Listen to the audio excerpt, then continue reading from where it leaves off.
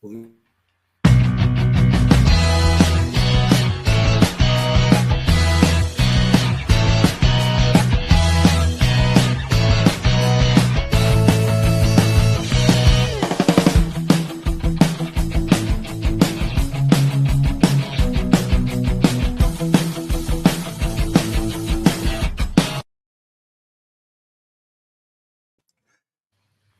New Year, everybody.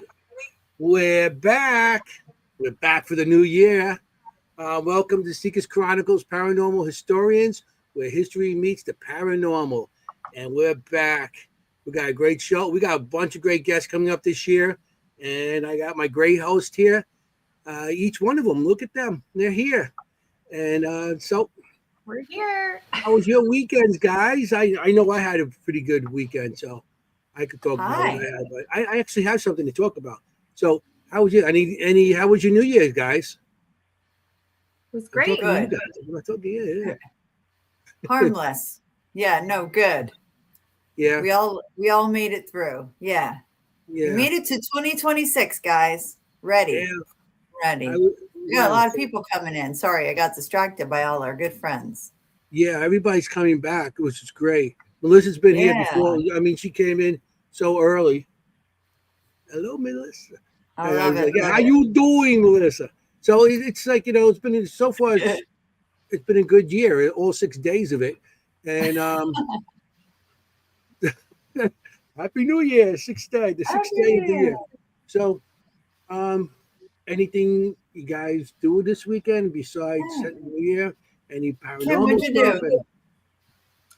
Nope. I had nothing on my end. Nothing on my end. She's like, nope. How about you, Jennie? You always doing something. Yeah, no, I did. I had a great weekend, actually. I was at the Ritz Theater, which is on the bingo card. So check it off. Bingo.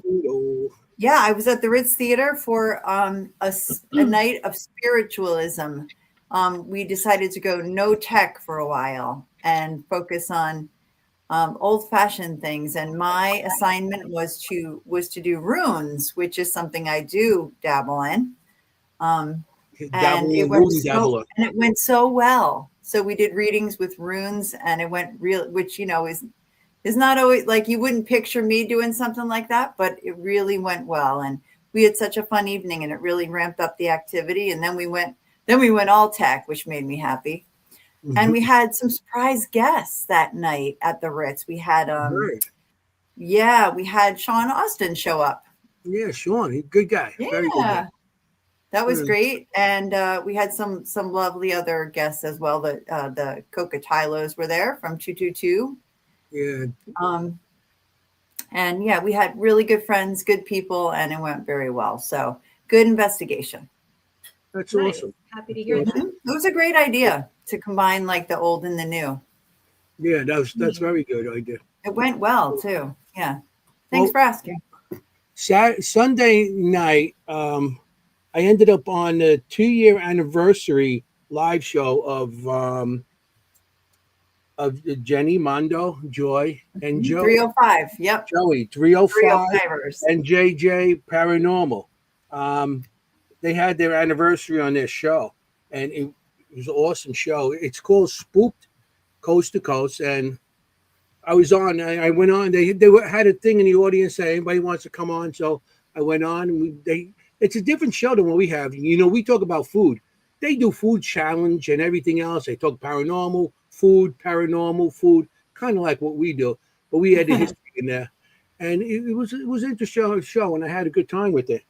But besides that, I ended up going to Cypress Hill Cemetery. I went Do tell. I went to different graves. I mean, Jackie Robinson, the baseball player. I went to his grave and stuff. I didn't do any EVPs. I'm just scouting it out, and I know the cemetery because I grew up in that cemetery pretty much. One of the cemeteries I used to investigate, and I went to Jackie Robinson's grave, and Mae West. I couldn't get into her. She's in a Big Abbey, so it was interesting. The history of that cemetery. There's a tree planted by President Garfield that's still growing there, and they got a big monument. That. Yeah, that's amazing. From the president. And then also the father of the American embalming. He's one of the first. Oh, the father of embalming. Yeah, So if you tuned into our Dr. last Thomas episode, Holmes or something like that. yeah, And I mean, it has so much history in that cemetery. Besides, the paranormal, because the Foxes is buried in that same cemetery. right. But I didn't go to Speaking that. of spiritualism, yeah. Yeah, it was like 28 degrees, and I was about to get on the car and climb a hill to go see them. So it was interesting. It was very cool. So I had a pretty good weekend, and I got to go and see my, go visit my old cemetery. It was very interesting. I was But happy for you. yeah, I didn't get to investigate, but I got to see. And there's so much more in that cemetery, which it was open since 1848. There's Civil War people in there. It's really great. So in the future, I'm going to start going back there and posting stuff of the different parts of the graves and stuff. I'll probably even get to Harry Houdini's grave eventually, and some of the other graves like like the old wise guys' graves in St. John Cemetery. Oh, the wise guys. You got to bring pictures. You got to show pictures. Definitely, people would love it. So Adam is paying attention. Points for Adam. He wasn't embalmed. That's no, he correct. wasn't. The doctor did all his embalming from what was it? I wrote it down. He started in 1861, his first embalming, and he was all the Civil War soldiers and stuff. And then he made a practice after he left. But when he died, he said that he didn't want to be embalmed. He wanted to be buried naturally. No, don't put nothing in him. Put no chemicals in me, but I made money off it. Interesting. Yeah, he didn't want it. So what's that saying? He knew something that everybody else didn't know. Well, there's also this new natural fertilizing human stuff. I don't know if you've seen this. Yeah. Almost like composting yourself. Yes. And then you give your family your compost. Yeah. And then they can plant it or place it or keep it, I guess, anywhere they want. I guess you really become worm bait then. You can start growing tomatoes or something from it. It's very tomato with your face on it. Grass. The grass, Anthony. You can grow some grass with me. Yeah, we'll grow grass for Jennie so she can eat it. That's what I'm going to do. I'm going to get it. I bet she'll make very good grass. Hey, it tastes like cannolis. Okay, this is morbid. Oh, all right, fine. Morbid. Okay. This is morbid. I hope that it's a long time from now. How about very that? Long time. Yeah, very long time. So well, that sounds like fun, Anthony. I'm glad you went to your cemeteries. You really like your cemeteries. I've been missing to go out and stuff like that. I don't get too much to go out anymore. I pretty much a homebody during the week and everything. So I've been staying home. Well, next weekend you are going to be at where? Oh yeah, this weekend we're going to Shanley Hotel. Shanley, his favorite place, his home away from home, his beloved Shanley Hotel. I don't know, Anthony. Is it Shanley or cemeteries? I don't know. It's always going to be cemeteries. You know why? Wow. It's always going to be cemeteries for me because I grew up around cemeteries. And when I was a kid, cemeteries was my country. I grew up in the city. So cemeteries were my country. I used to go in there. And when I was a kid, a lot of the cemeteries didn't have graves on it, a lot of the spots. So we used to hang out in there. And that was my country. And when I get mad and stuff, I actually drive my car. And I go sit on one of the dirt roads inside the cemetery. And That's just, cool. And for some reason, I feel a lot more calmer and everything there, So there you go. You're right, Melissa. Where else can we talk about this kind of thing? Yeah, I like it. So, Kimm, are you a cemetery person? You like going to St. Patrick's. We went together. But it's not just for the graves and the... Oh, I do. I love going to cemeteries, but I also love because they're old trees. I love old trees. I just love them. Yeah. So that's one of the other reasons why I'll go to the cemeteries. Yeah. I'll take you to cemeteries over here. Kimm, I could take you a couple cemeteries. Wow. Greenlawn and Evergreen. They were actually designed by the people that designed the Central Park. Yes. I did know that. There's over like 15,000 trees. Yeah, of that's different the best part species for me.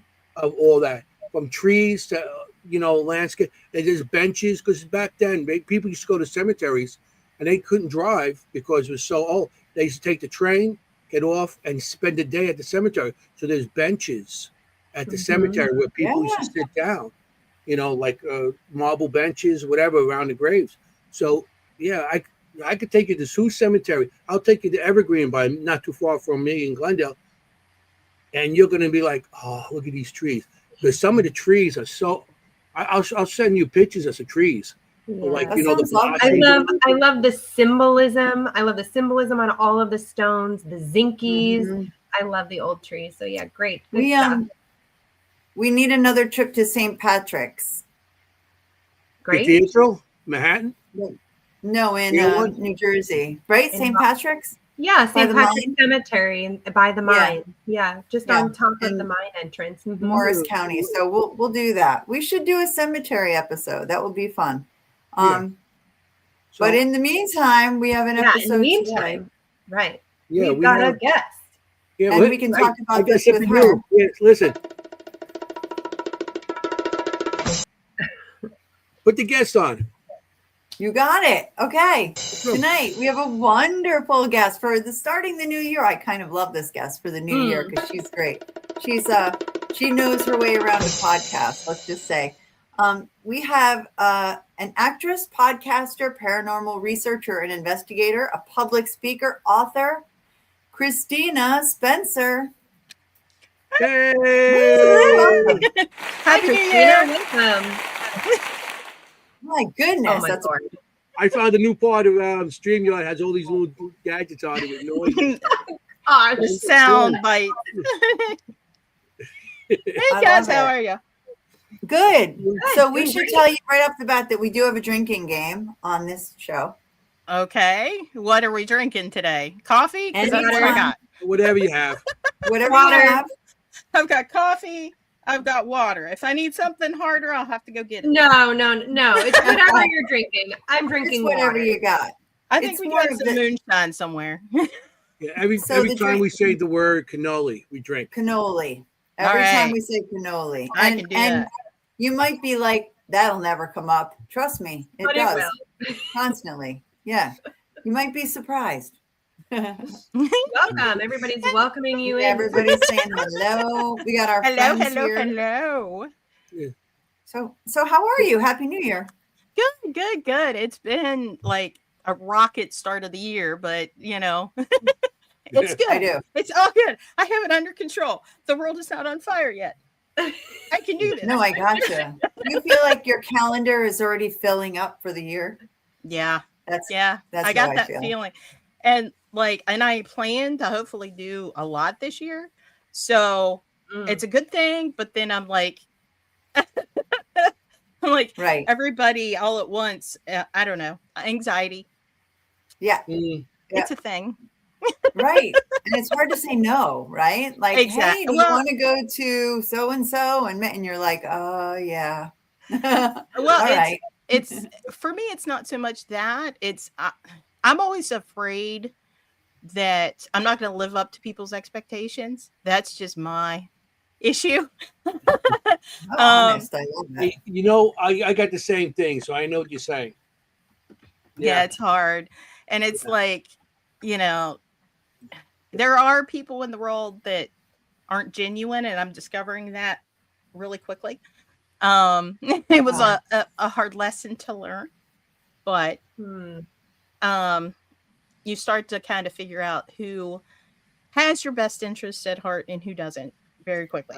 And I'm navigating that because I'm new to the whole public paranormal scene. So specifically in the paranormal field, you mean? Yeah.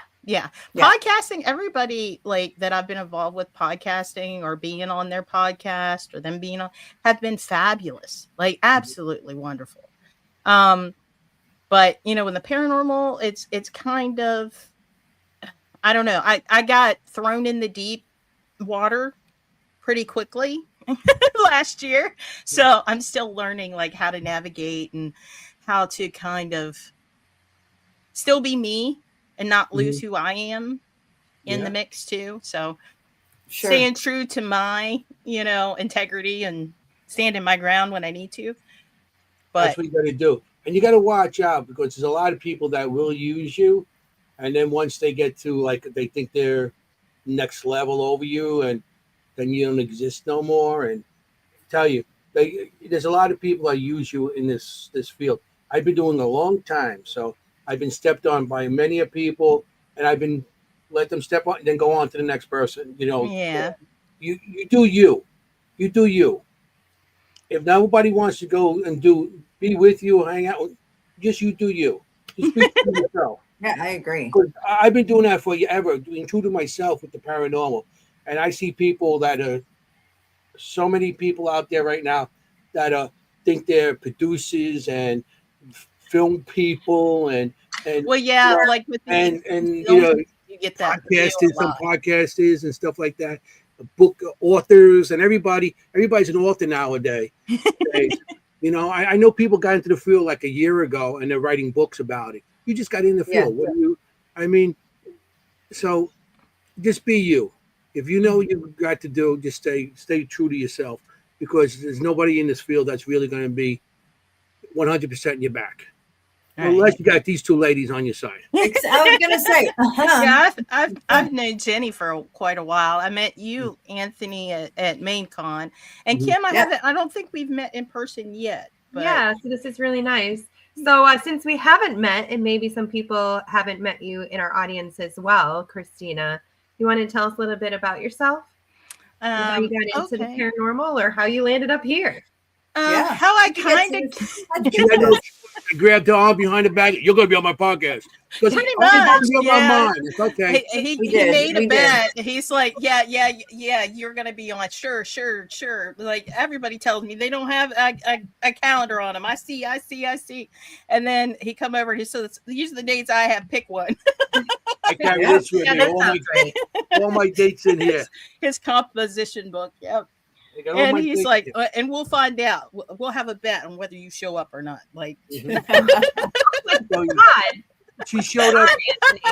I said, "Hey, you want to?" And she goes, "Well, you got to be on mine then." I said, "Okay, we'll switch dates." He made you an offer you couldn't refuse. There you go. Yeah, he turned into that mob boss real quick. It's yeah. He does that. We want something. Yeah, I got kind of thrown in because I kind of got signed his contract. Yeah, because I was hanging out with Adam, who's my agent, and we were like side by side. And when Adam's on course going, "Hey, you got to meet her. Come here." I love it. But yeah, I'm high energy. Like I said, I got kind of thrown in the deep end last year because I was somebody had to step out of the paranormal panel last year at MainCon, and Adam's like, "Hey, I know you want to do more public speaking. You want to come?" I'm like, "Sure." So I showed up at Maine and got to meet all you wonderful folks in person. But I think I've known Jennie a long time online. Yeah, because a lot of what I did was like more research and helping families, and like I was the go-to around my area if somebody was having a problem. I was the weirdo that people came to. They're like, "Look, I think there's something weird with my house. Can you tell me if it's something scary?" Or do you know? Because I even had people that were like all the way out in Colorado and Utah that got a hold of me and it's like, "Hey, I have this issue. Can you help me?" Well, I can't go out to Utah. So I would try to find a group that was local that could go out and help them and kind of stay in the loop and make sure like it wasn't, they were treated well. Right. But how I got into it is probably since I was a kid, because my first experience was when I was 8 years old after my grandfather died. And I probably did before, because we had this really weird mirror in the house that I grew up in, because my parents are from Chicago. At least my mom's from Chicago. My dad lived there for a while. He's West Virginia native. And I grew up in the panhandle of West Virginia in the Appalachian Mountains. That little through Maryland and Virginia. So I was raised with all the Appalachian folk tales. You don't whistle in the woods. You don't call people's names. You know, you close your curtains at night. If somebody knocks in the middle of the night, you're not expecting a guest. No, they didn't. If you hear your name called in the woods, no, you didn't. You can look at the trees, but don't look too hard into the trees because you might see something look back. Like that was stuff like the old folks would talk about. And you just learn, like, and because you'll feel it. Like if you're in the forest, like deep in the forest hiking. Oh yeah. If you're someplace that you'll feel unwelcome, it'll get very quiet. And there's always animal noises in the woods. If you ever hear a forest go silent on you, get the heck out of there, because there's something there because animals know predators. So if there's anything out of the ordinary, you listen to them animals and stay on the deer trails, like the gaming trails. Don't wander off the trails. Christina. This is so yes. I'm only nodding because I spend a lot of my time. I've hiked my whole life alone, trail running alone in the woods, hours and hours alone in the woods. So I totally know exactly what you're talking about. So yeah, continue. I'm loving this. I'm fascinated with it. I've done a lot of studying of like folk magic and the Appalachian Mountains. Like I'm fascinated. People send me books from there. I have friends in West Virginia, and I'm fascinated with it. So we're going to go into this a little deeper. Yeah, because it's a melting pot of folks when it comes to the originators of West Virginia. My family goes back to according to my genealogy, some of the first settlers of like Kentucky, Virginia, which eventually became West Virginia. And believe it or not, I did one of those Ancestry.com. Yeah. Or maybe was it Ancestry.com? I don't know. My boyfriend got it for me for Christmas. Yeah, maybe something like that. I think it was Ancestry.com though. Yeah. And I found out a lot about my genealogy because, for years, my dad would talk about growing up and his like grandfather teaching him magic and how he was some sort of shaman priest type character. Cool. Genealogy. There's no Native American in my family history at all. But what I found interesting is my 8th generation grandmother was an African slave. So I think my dad was unknowingly learning voodoo or hoodoo from his her descendants. Yeah, because that's the only thing that makes sense. Because some of the stuff he would talk about, when it comes to like fire and like some of the rituals and stuff. Now that I'm an adult and kind of am into more of that stuff, like but he's passed away years ago, so I can't ask him now. But what nationality your family is? What country your family come? I'm more or less like a human mutt, but most of my location, like I'm like 4% African. I'm Nordic, like up like Greenland, Iceland, Nordic, like where the Vikings are from, European. So see her shirt? Yeah. See her shirt? From Netherlands.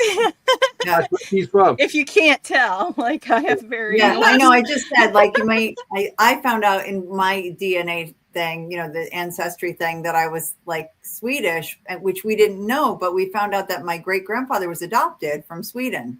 So because we were like, where did the Swedish come from? But I know you're all going to fall over from that shock. Like I'm like 6 feet tall, blonde, like blonde, blue eyes. Right. Swedish. Fall over from the shock. You were like this. I had Swedish fish before. What are you, Anthony?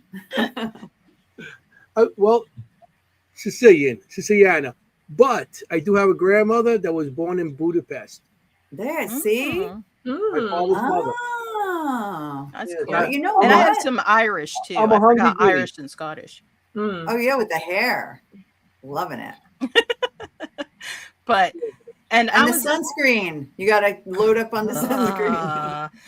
Talk about, I don't use sunscreen. I use umbrellas. What do you mean? Like the sun sees me and it's like, burn. You are now a rotisserie chicken. Same. It's like same. What's that? I think you need an umbrella. I think I smell some flesh or something going on. Oh yeah, I do. I walk around. If I have to be out in the sun, I'll walk around with an umbrella because Like literally, I don't burn, like I don't tan, my freckles merge. That's about it. Like They love merge, it, yeah. Jennie Freckles. just goes up in the flames when she's in the sun too long. I do. Yeah. But I wear SPF 100 all year. I spend a lot of money on sunscreen. I have a budget. you guys were talking about cemeteries.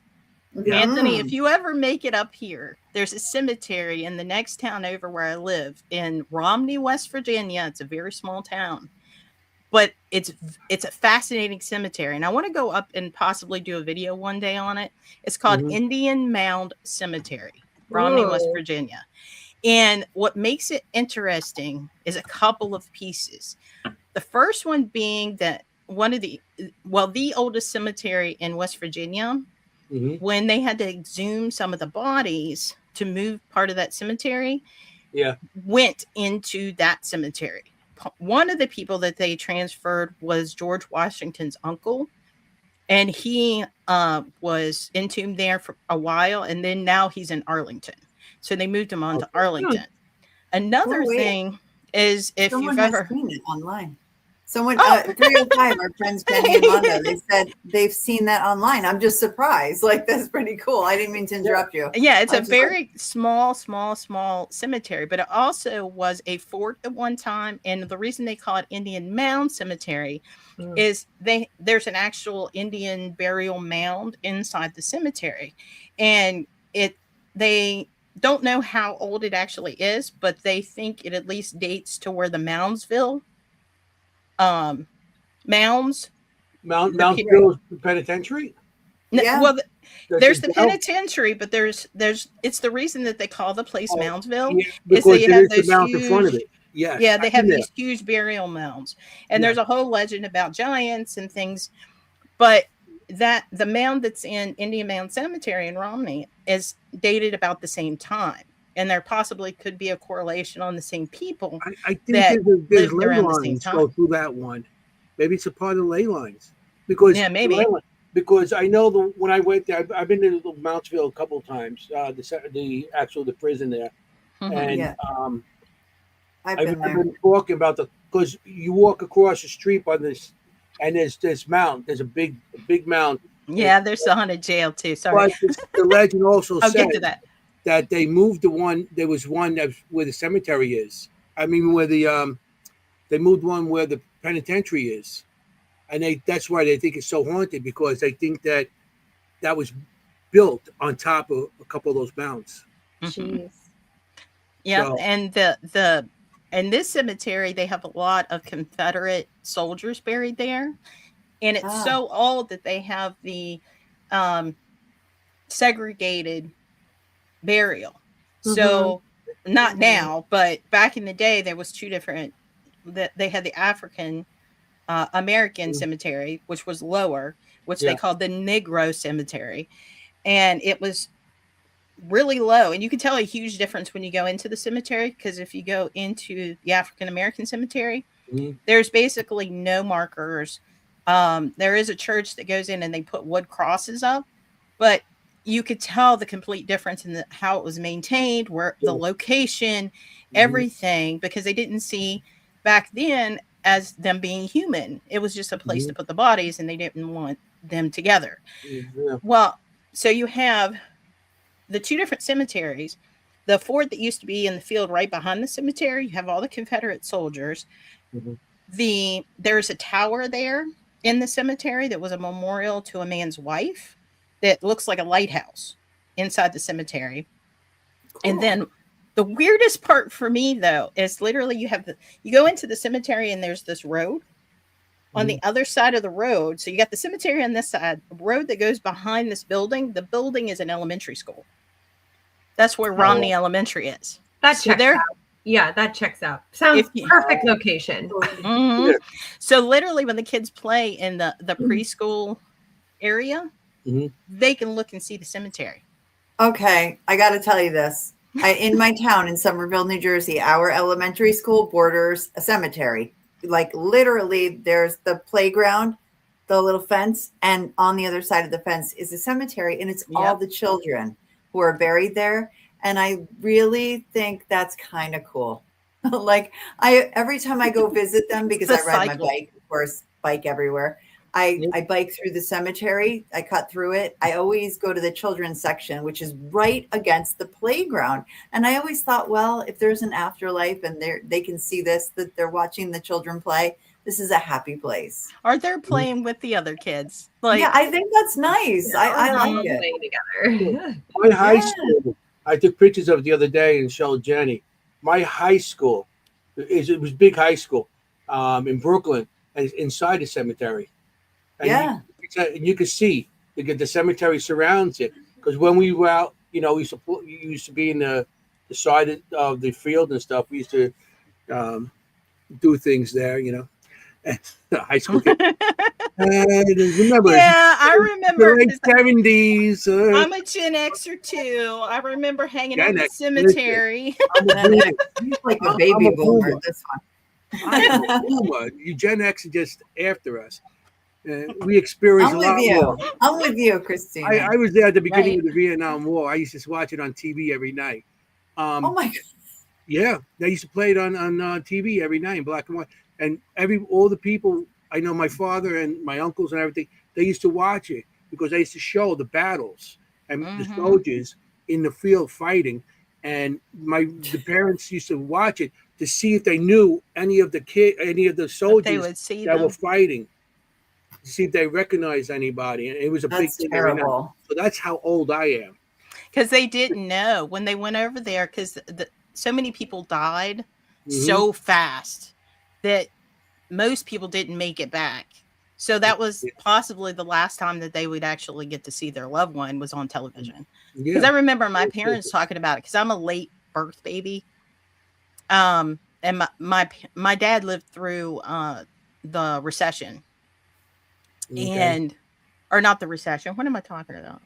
The depression. The depression, not the recession. Anyway, like, which one?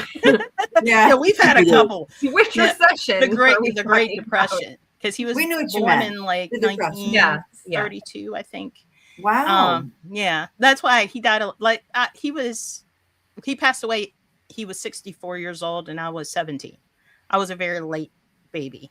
And there was 16 years difference between my mom and my dad. So. Wow. But getting back, Adam, I did not forget when you mentioned the jail. Another thing with the cemetery, there's a connection between the Moundsville Penitentiary and that cemetery, because the last public execution that Pennhurst had, the guy's buried in the same cemetery as the guy he killed. Wait, Pennhurst? Wait, not Pennhurst. Not Pennhurst, but Moundsville. I'm sorry. Right. No, Yeah, there was. Is it close? Are they close to each other? Like you killed somebody? I need to find, because I know the names. I don't know how close they are, but I know they're buried in the same cemetery. And there was 50 people in attendance on his public execution. Yeah, he was hanged. He was when I went there. I learned some of the stories and stuff. And he was executed outside, and there was such a big crowd that came, that people came for miles and miles and miles just to watch this guy get hung. That they stopped doing it outside and they started doing inside in their wagon house. That's where they started. Because if you go into the wagon house in Moundsville Penitentiary or West Virginia Penitentiary, it's called also. Right. There's a wagon house there, and there's actually they show you where the rope was. They used to hang. They used to drop out inside gallows. Yeah, the gallows. When they used to open the door, that's where the guy went down to where the wagon house was. So because if you leave the cemetery, you go down Main Street and you make left on the right side there, and now it's like part of the old court, because there's the courthouse, and then there's where the sheriff's department is, and then they have the Parks and Rec. Where the Parks and Rec building used to be the old jail. And that's where the warden was murdered, that's in the cemetery that the guy was executed. Wow. He lived there. Well, they say it's the warden. There's been different stories about it. But basically the guy got loose or came back. He had a whole list of people he was going to take out. and this guy was the first one on his list. So, Okay. Wow. yeah. That's interesting. So Yeah, where are we talking about again? What town? West Virginia. It's Romney, West Virginia. Romney, West Virginia. Crazy. And you're from, and you live in Romney, West Virginia, Christine? I live right outside of Romney in Got a it. smaller town. Okay. I live literally in a small cabin. It's me, my boyfriend, his brother, his fiance, and we have 5 cats, 3 dogs, and 2 goats.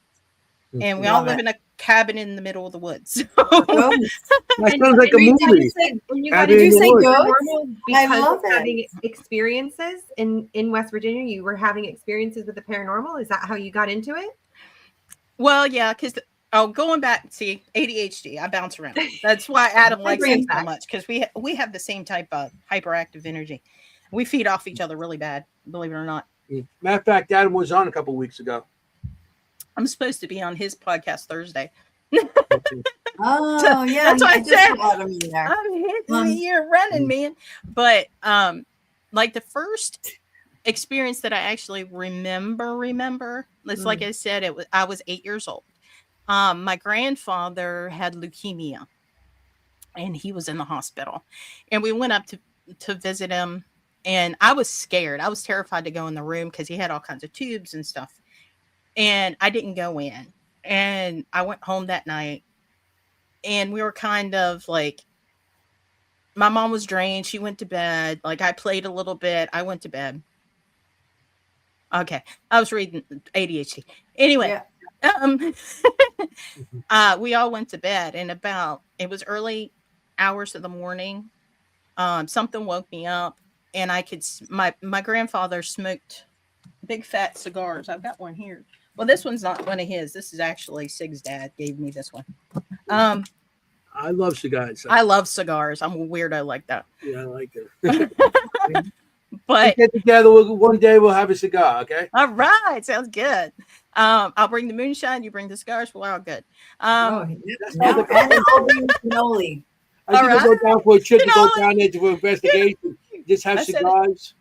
Have cigars and moonshine.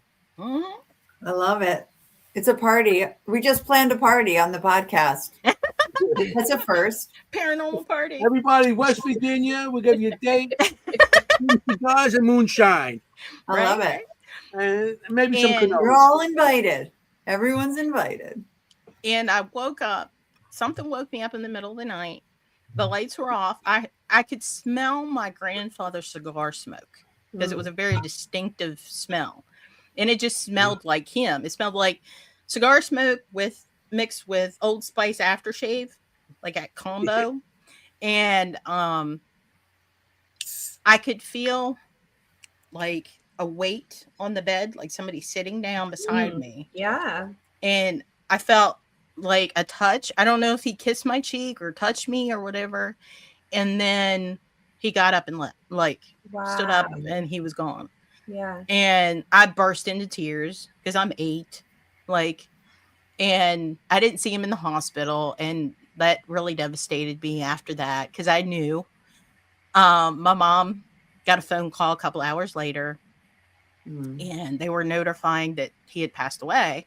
But she came in to tell me, I'm already in tears. And she's like, "Oh, you must have heard the phone call." I said, "No, Mom. He came and said goodbye to me. Like, I know he's gone." And my mom she's not very sensitive about stuff like that. She didn't believe in stuff like that. She just thought I heard something or had a dream or whatever.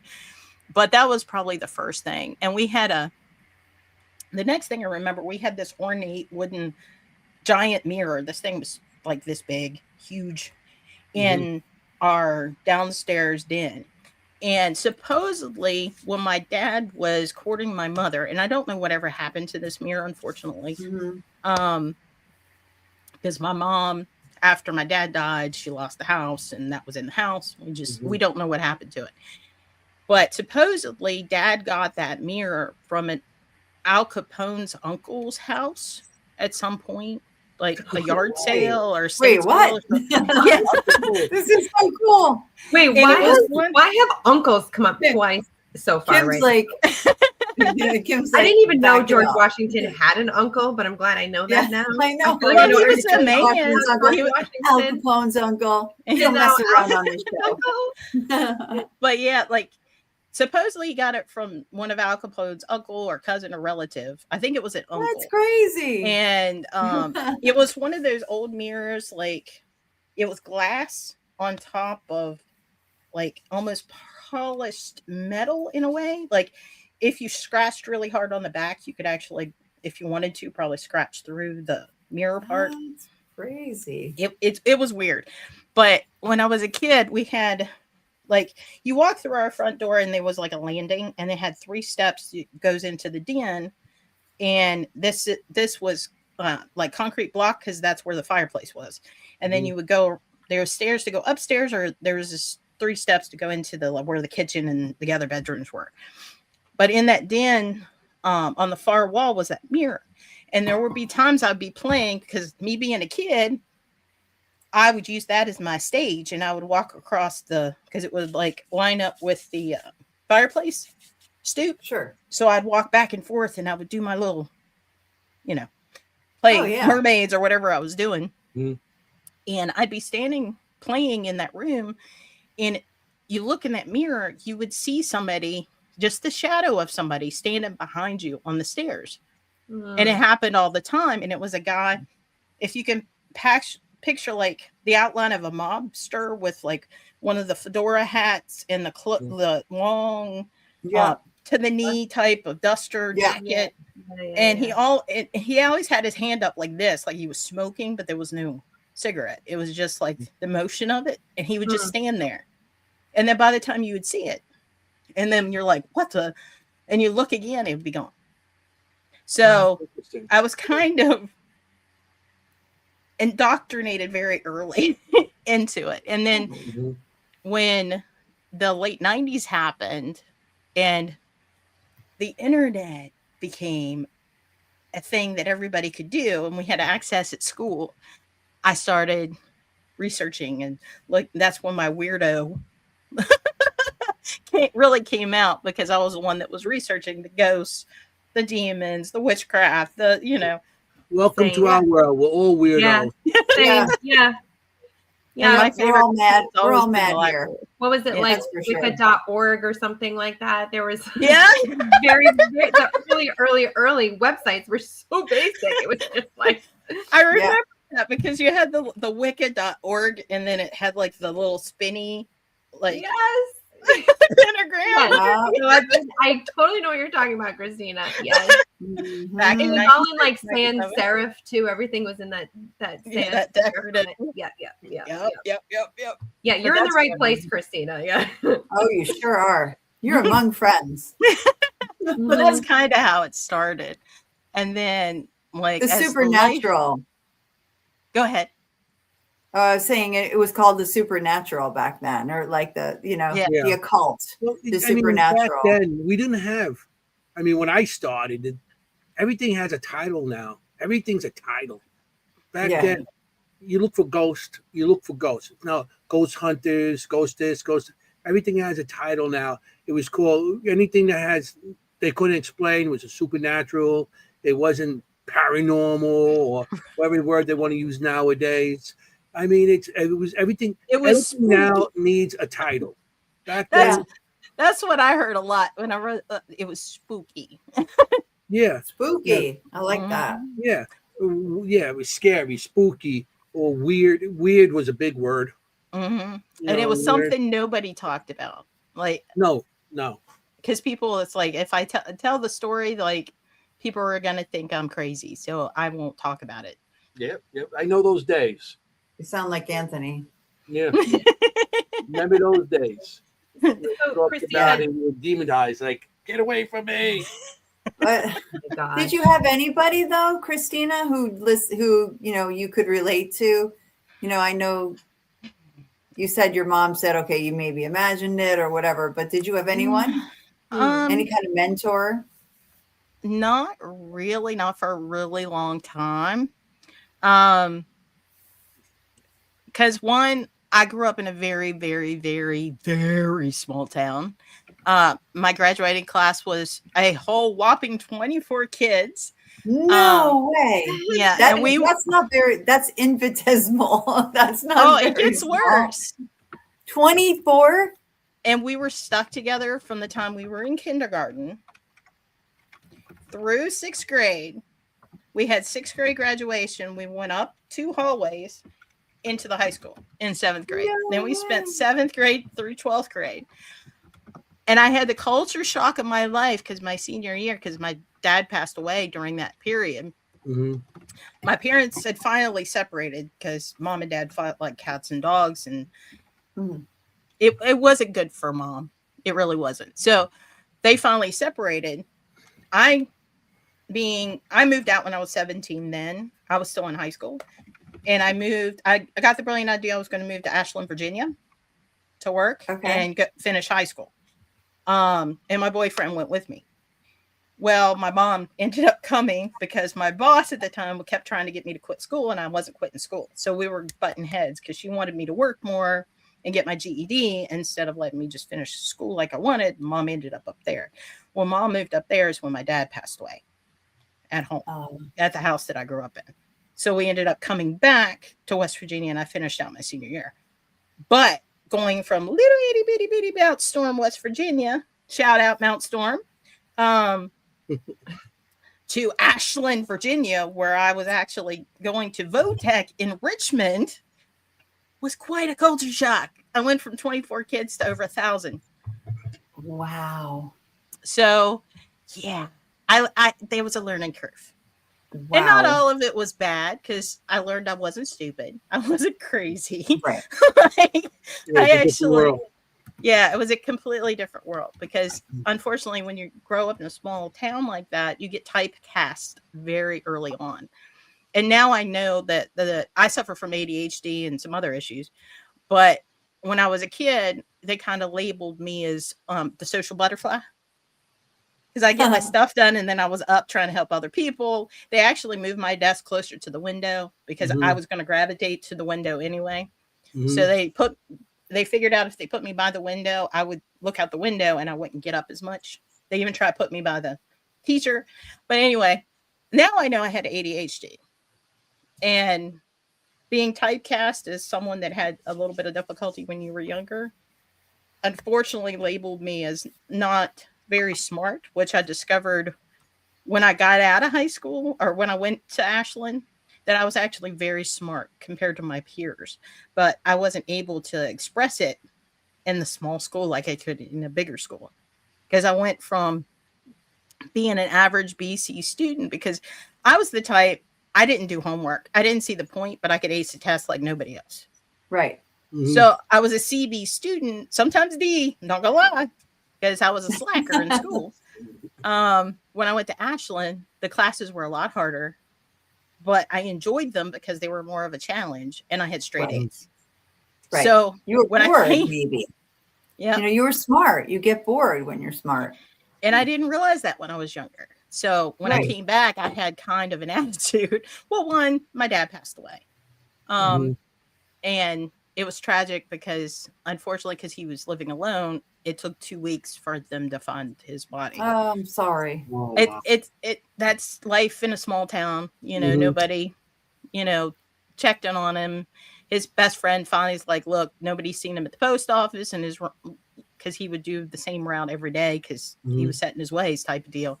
And he decided to check on him, and then they found him. But when I came back, I kind of came back with a little bit more of an attitude, and everybody's like, you just turned into a bitch and a know-it-all up there, don't you? And I'm like, no, I just be a city girl. Right? No, I learned my worth is all it was. I learned that I wasn't what I was told that I was my entire life. Yeah. Good for you. That's cool. So, yeah, I still struggle with it. Don't get me wrong. Yeah, which is, first of all, which is not being a bitch. It's literally just knowing your worth. Imagine that. Beautiful. Well, I went from taking it to standing up for myself, and they weren't used to it. Because I literally would be like, if you touch me, I'm going to touch you, and you're not going to like it. Like I'm not playing with you anymore. Like that kind of stuff. They're like, whoa. They're like, don't you think you're something now? I'm like, no. Like actually, yeah, I do. You guys story similar to like what I have. I didn't find out that I was dyslexic, and to this day, really, I'm starting to learn more about it now. But I found out when I went to college, and I was having a hard time, and my English teacher says, "Why don't you get checked for dyslexia?" So I go to this doctor. He does all these tests on me, and he goes, "Oh, you're not dyslexic. You're just uneducated." Yeah. Oh, yeah, no, he That's didn't. what he told me. I don't think that's right. Yeah. And I'm like, I'm 26 years old. I was like, okay. Well, so I knew I had Who something. says that? It was the time. That was the doctors back then. That was in the 80s.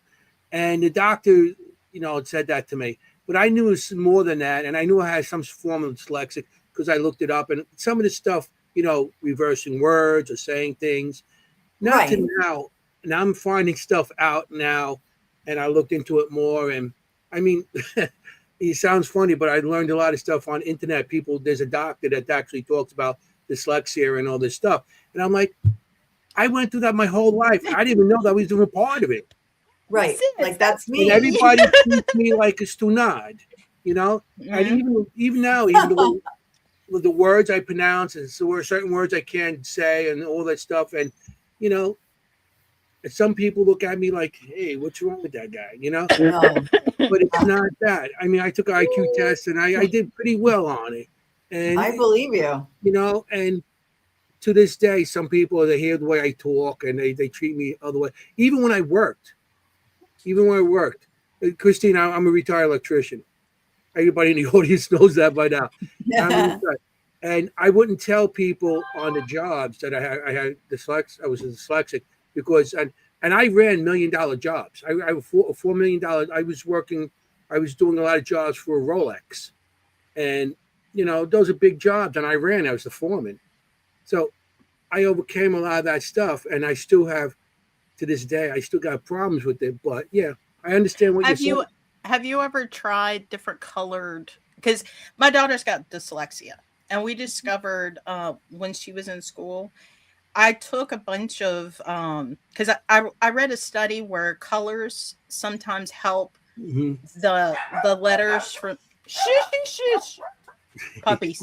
Don't worry, we're animal people. We're very animal friendly here. Kimm's a Because veterinarian. you might get a cat eruption. The goats might break in. We don't know. I live in I hope chaos. the goats come in. Definitely We know when the goats come in, it's a first on the show. But we have all kinds of animals.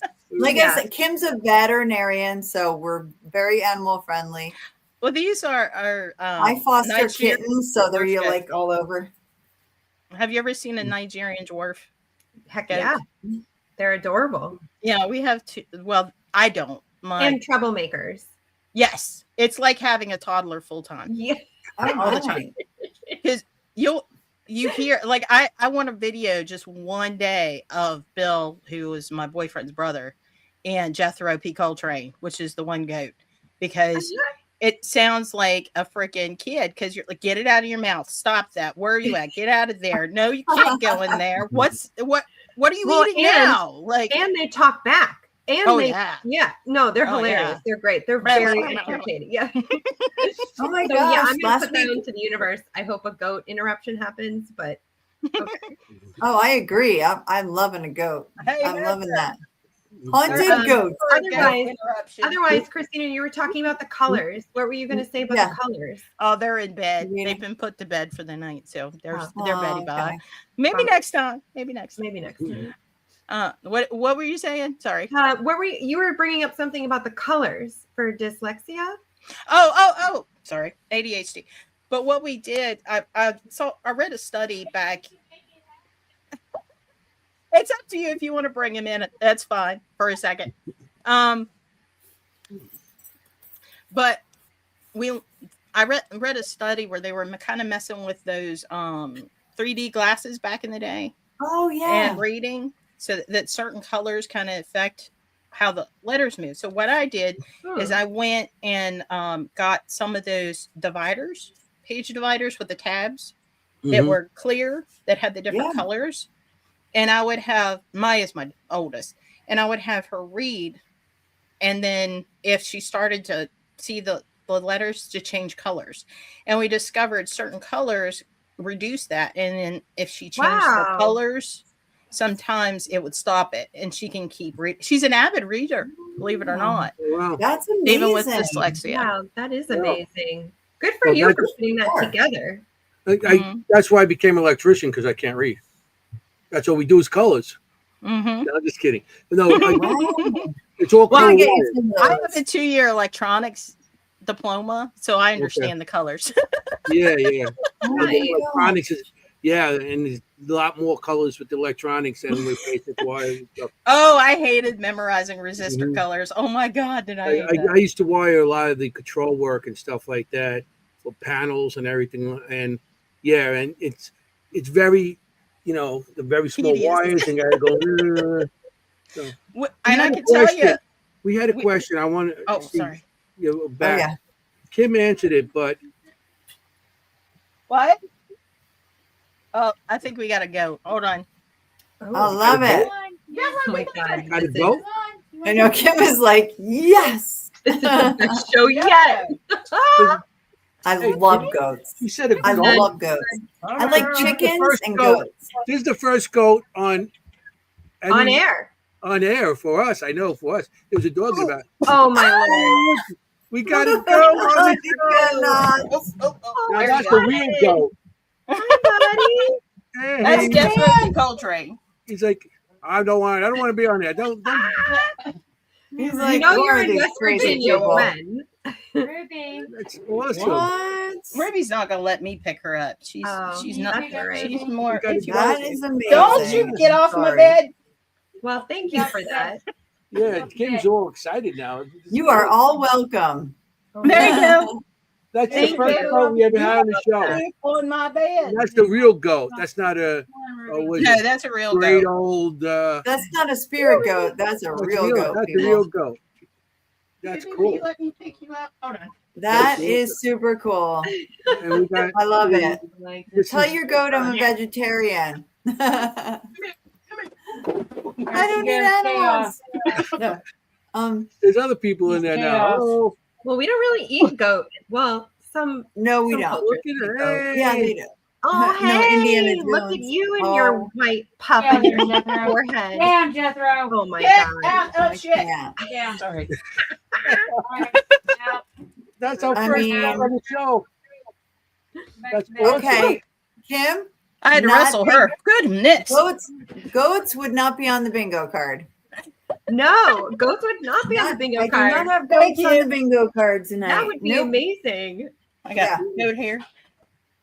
So, Thank Although you. we have had was foxes. great. Foxes last week. We talked about foxes last week.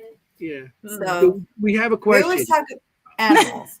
Let's get the question. And she Oh answered yeah, like let's. 2 hours ago, and we still haven't talked. Sorry. Sorry, Esther. Well, I answered it. You I should know have you known. answered, but it's Chaos.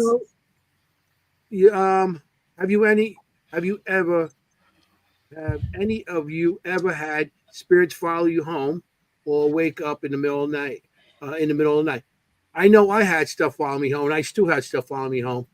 But Anthony's got like a whole couch full of spirits that watch Yeah, TV with yeah. him. Yeah, he likes I'm- it when they come I've been home doing with him. so long. Yeah. Like He's I said, get in a the lot of cab. people- I've been doing so long that when things follow me home, I say, "Come on, join me, welcome." And some people say, "Oh, that's what you shouldn't do," Have a but cannoli. I always find they don't stay. They don't stay long. Cannoli. You know. Yep, know. yep. He's like, have a cannoli. So, and we Too woke up in the funny. middle of the night. Yes, like I said, I've been doing so long that things wake me up all the time. But now, not as much as years ago when I first started this. So, you How know. about you, Christina? Have you been awakened by a spirit? Well, I told you about my first experience. Yeah, So yeah, that was the right. first experience time. when she was young. Yes. Oh, I could tell you some stories, man. Because I lived Please. in Shenandoah Valley of Virginia, Oh, which there's a lot of Confederate Union back and forth in that Yeah. area. And I worked for a place it's called in Millwood, Millwood, Virginia. It was called Carter Hall. It was one of the biggest tobacco plantations. You fit in. And I worked as a night security guard there for like 2 years, and then I took over housekeeping supervisor and worked there for another year. Then the recession, and then I was laid off, unfortunately. But it was the headquarters of Project Hope International. And if you're familiar with Project Hope, they have the big ships, and they do a lot of the cleft palate surgeries and the contraception stuff in Africa. And they had the ships with the big red crosses on them. That's where they had their conference center and their office. So that's where I worked. And that place was wild. I can tell you a lot of stories about that place. But when I was working there, I lived in Strasburg, Virginia, which, if you know a lot about that area, it's like Winchester, Strasburg, Stephen City. There's a lot of activity in that area. And I have this theory that even if you're a little sensitive, if you're with somebody that maybe Carter Hall, Hawkman, I'm not sure the Hawkman reference, but yeah, it's called Adam, Carter let us Hall. know who the Hawkman Yeah, is. what the Hawkman is. That sounds spooky. But I think if people are sensitive and they spend time with each other, I think it's kind of charges the place around them. Sure, and I think sometimes it draws it in. Mm-hmm. Because my husband at the time, because I'm 46, but I've lived a life, man. I've married 3 times. So the second husband who passed away, we were living in Virginia, and he was sensitive too. We had all kinds of stuff. My kids can tell you stories about Jimmy, which was this little boy that was in our apartment. He came and visit the kid. I had a video. I don't know if you back in the 90s, there was a TV show about Gettysburg, and there was a guy, his name was Rusty Edmondson, and he was a reenactment specialist, and he helped with the Gettysburg movie. He had a paranormal investigating team called Virginia Independent Paranormal Society, and that was the first paranormal group I ever worked with, the one and only I've ever worked with. And I learned a lot from him in the short amount of time I got to spend with him, unfortunately. But getting back to what I was saying, I had a video of my son, well, my daughter now, but that's a whole other thing. My daughter, sorry, Catherine. She sitting in her bed talking to nobody. And then the recording, you hear a voice go, shh, like they're going to hear you. And it was plain as day. And unfortunately, I had EVP. I had a weird phone call that my answering machine picked up 2 weeks before my husband passed away. In it, it was a strange woman, and it was staticky, and I couldn't hear. And I'm like, hello, can you hear me? And it sounds like she said, you're running out of time. And I didn't understand what was going on until like 2 weeks later, and he died suddenly. I am with Mary. First of all, I'm so sorry. That's terrible. It happened, 20 years ago. I know, but still, and that's so shocking. And when I knew Rusty, I gave him these things so he could see them. But unfortunately, he had severe diabetes. He ended up in the hospital, and then he passed away. And I don't know whatever happened to these tapes and audio recordings, unfortunately. But so I've had interesting concept, like the whole concept of like an omen, or like Kimm can speak to that a little bit better. I was as you were talking about this, was his had his mother passed already? No, his mother's still alive. I don't know how, but she's still alive. It felt to me almost like a motherly figure. Maybe it could have been, I don't know if your mother's passed, but a motherly figure that was like, I don't know. It felt very motherly. I don't know. Like a welcome, or an angel or something like that, like a motherly caretaker kind of feel. She had a very southern accent to me, like, and she had a thick accent, but it was weird. It was a weird, like I've had a lot of weirdness in my life. So that's why I said it's always been a part of my life. That's incredible.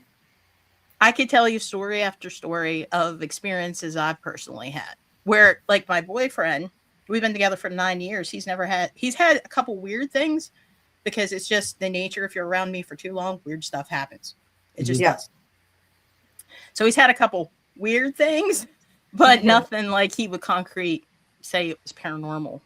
But that's my husband too. No, absolutely no experiences whatsoever. But since being with me, there's been a few little things, but he really is not a person who relates to it at all. Yeah, my wife. That's why I hang with these guys. These guys.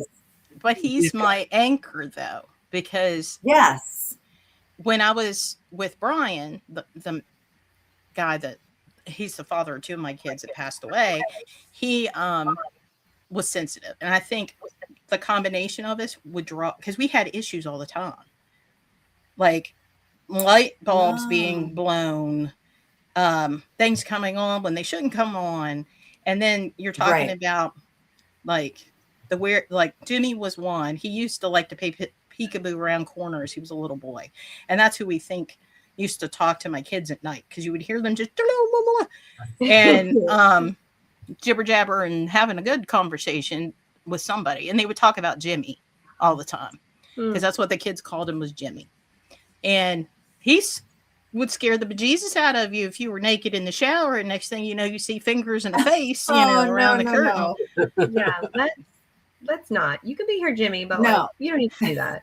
And he used to love feet. Like if you were out of the blanket, like you had your feet out of the blanket, you know how the we call it the West Virginia air conditioning system, where you just have the 1 foot out of the blanket trying to cool off.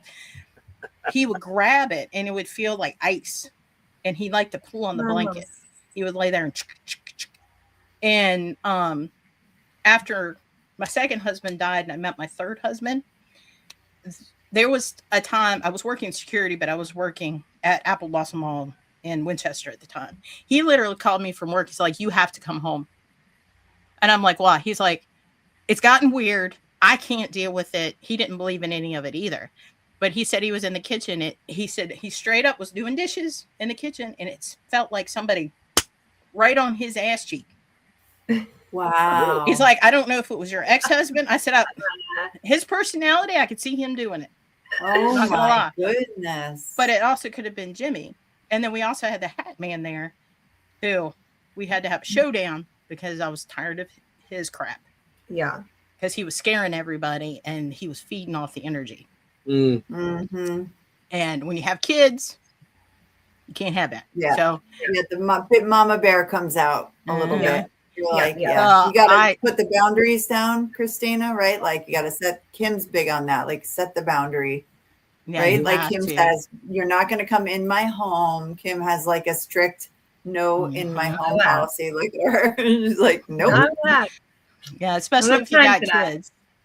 Yeah, I had to get rid of him, and I cleansed the house, and I opened all the doors and did the whole thing, salt and the rosemary and the, pine needles. I did the whole thing because it just got too bad. But I have a theory about shadow men, which most people, because people lump the shadow person phenomenon as one thing, and I don't think it's one thing. I think there's a lot of different ones that people, because you have just the plain like unresponsive looping shadow man, you have the intelligent that notices you. The hat mans aren't good. And when you're talking about hat men, you have different hat men. You have the top hat men, you have like the wide brimmed hat men, you have the fedora hat men. So there's different hat men. And then there's a category that I'd like to refer to as watchers that people sometimes talk about, where it's an entity that kind of shows up as like a dark omened. If somebody's sensitive, you kind of see somebody that have their arms crossed and a hood over their head, and they're just kind of standing there like watching. I've had experiences with them where it's like they're there because they're watching, because something's going to happen. Somebody's going to get sick. There's a car accident's going to something's going to happen, and they're there to just, I guess, feed off the energy of what's going on. I don't quite understand what they are, but they don't interfere. They just watch. Sometimes they're associated with the creation of the event. So like they're associated It's with the the chaos. Mothman. And then some of them will be there because of the chaos for those watchers. I've never actually seen one. I know what you're talking about. I don't see them as the hooded figure. I've seen them as other kinds of more elemental figures, kind of almost. But they don't have feet. I mean, they're not they human. They float. The shadow men and the shadow figures. I have a whole collection of drawings of what I've seen, and I feel that I don't think everybody's saying the Hat Man's bad. Everybody's bad. I don't really think so, because I never had to experience it, and I have a drawing of Hat Men that I have seen, and none of them actually did anything bad or in a negative way towards anything I've done, or hurt me, or they played games. And like you said, they are, and I think a lot of them are observers because I don't think they could manifest themselves. That's why some of them, how you could see, like Kimm sees the figure or sees what she sees, but I think what they do, they don't have the strength to make themselves like that, so they're still just dark. They just can't give themselves a form because they're not strong enough. Because not everywhere you see hat people. I mean, I've been in dark locations, pitch black, and seen figures, shadows move, and they're darker than what the area is. Sure. So I've seen that many a times. Like I said, I seen in Trans Allegheny. I seen a couple there, and how it just they're there. I mean, pitch black area. I'm not talking about with sun coming in, anything.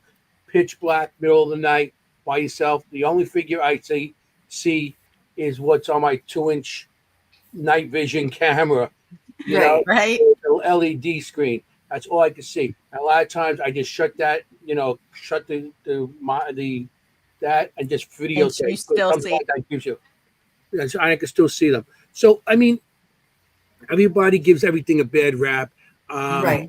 Well, I think not everything is a demon. I think demon is you're like that depending on where they're taking energy from. So are they and just because they're taking energy from the surroundings doesn't mean they're evil. I mean, it's because it appears to our eyes are so limited in what they can actually perceive. I mean, exactly. Cameras that's the one thing.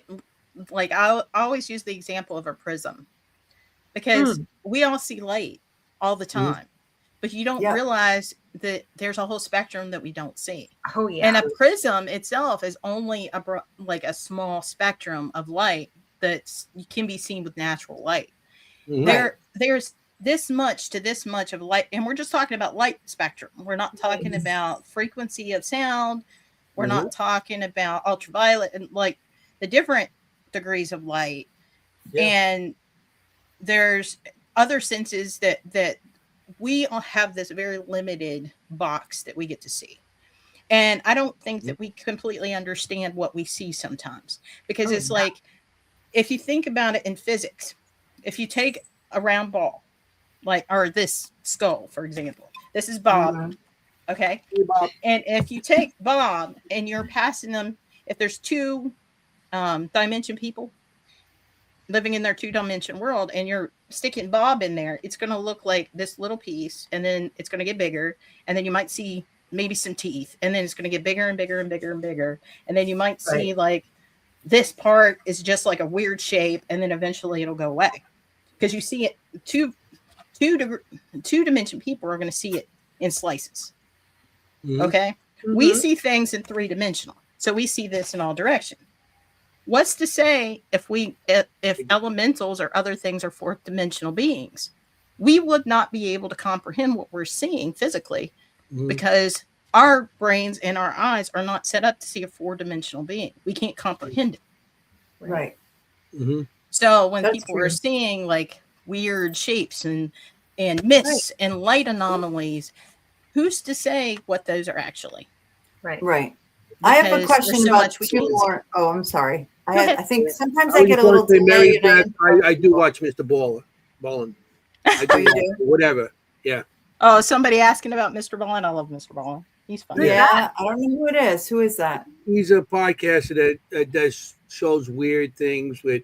Well, Mr. Ballin he's a YouTuber and he does videos like Mhm. places people have shouldn't have went, but they did anyway. He Oh. does 411. He does cryptid. He does spooky stories. He does a whole Like a broad spectrum. storyteller? Yeah, he's he's a very Does a good. video? He's a very good Okay. storyteller. You gotta Nice. watch. Okay. He's on YouTube. Cool. Okay. Does he have long hair? No. He did. No. And he had a Okay. pack and a ponytail and he wore a hat think and I've flannel seen all the one. time. Okay. Yeah. So Yeah. Matt, I have a question about, you were talking about categories, right? So Mhm. what about things like we call them, like people call them creepers, right? Or things like that we see that I've seen with Anthony, like peekers, I call them. Yeah. You know, the Yeah. peekers and the creepers. Like there's so many categories of things. What do you Well, think and- about those? Well, it shows a certain degree of intelligence because they're able to they notice your existence. So Mhm. there's a little bit of that, hey, like there's somebody there. Like I can see them. Can they see me?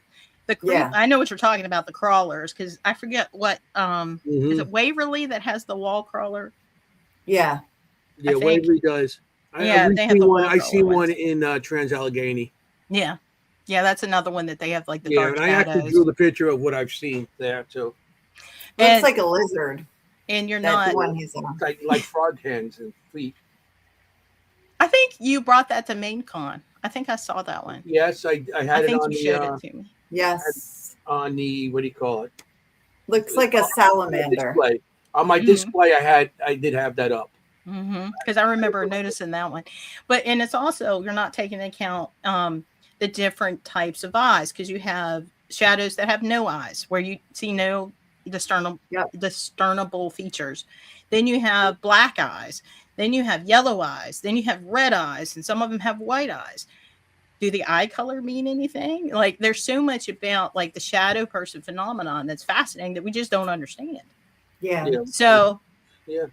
and I think some of it is just residual, and I think it's time playing over and over and over, and they either don't realize they're dead, or maybe we're peaking, because space and time are funky things, and there are some theories that maybe paranormal is some sort of like time slip, where there's theories that past, present, and future all exist in the same space. We're just unaware of it because we're living in our little bubble of reality. And every once in a while, though, they bleed together and you see like a peak of the past or the future. And you may not understand it because it's not in tune with your actual reality. Because you get into Mandela effects and all that kind of stuff too. Right. And I always like to say, is it time that's slipping, Yeah, or is also. it actually your awareness that's slipping? Because I think it's actually your awareness that's slipping. I agree with you. And I think it's us, not the time that's slipping. Yeah. I think it's all happening all the time. I mean, there is crosses, and I do get that. There's places and times where it's more likely to cross, like a big celebration on a day. Yeah, it's thinner because it's more imprinted in that time. So it's easier for us to become aware of it because the energy is more potent in that time. But yeah, I could go on for days on that. But yeah, I agree, Christina. I agree. So I'm always fascinated with that. And I'm fascinated. I think, Jenny, you were talking about like old school things, because people laugh at me sometimes because I have, of course, I've got dowsing rods and a pendulum because everybody usually has that. But also I carry a pinwheel, one of those things on the stick, you go and it spins. It's one, it'll show you a draft and where it's coming from. And also if you are having a draft and you nullify it's not coming from a window or door or air conditioning or all the other standard project, the reason I got the idea is at Lake Shawnee Amusement Park, they use one to communicate with a specific spirit there. So I bring it because you never know. And another thing that I like to play with is an old school $10 compass. I have a compass in my kit. Yeah, so a little plastic one. Yep. Everybody knows I started that way. Yeah. The Boy Scout compass. Yep. Oh, yeah. That's what I have is a little orienteering orange compass that I carry in my kit too.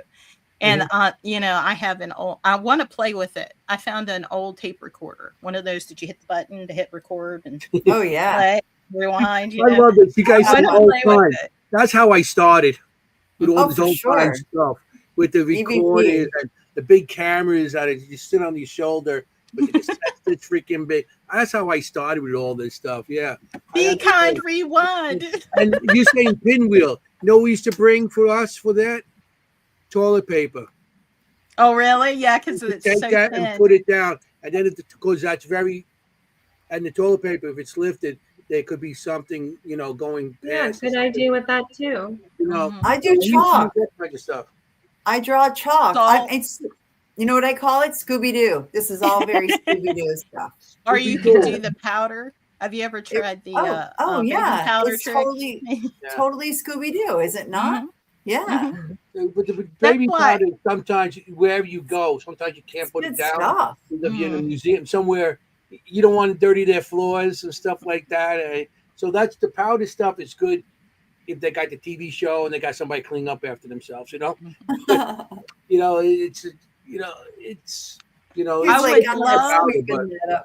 I would love to play, like have a place where I could just do experiments.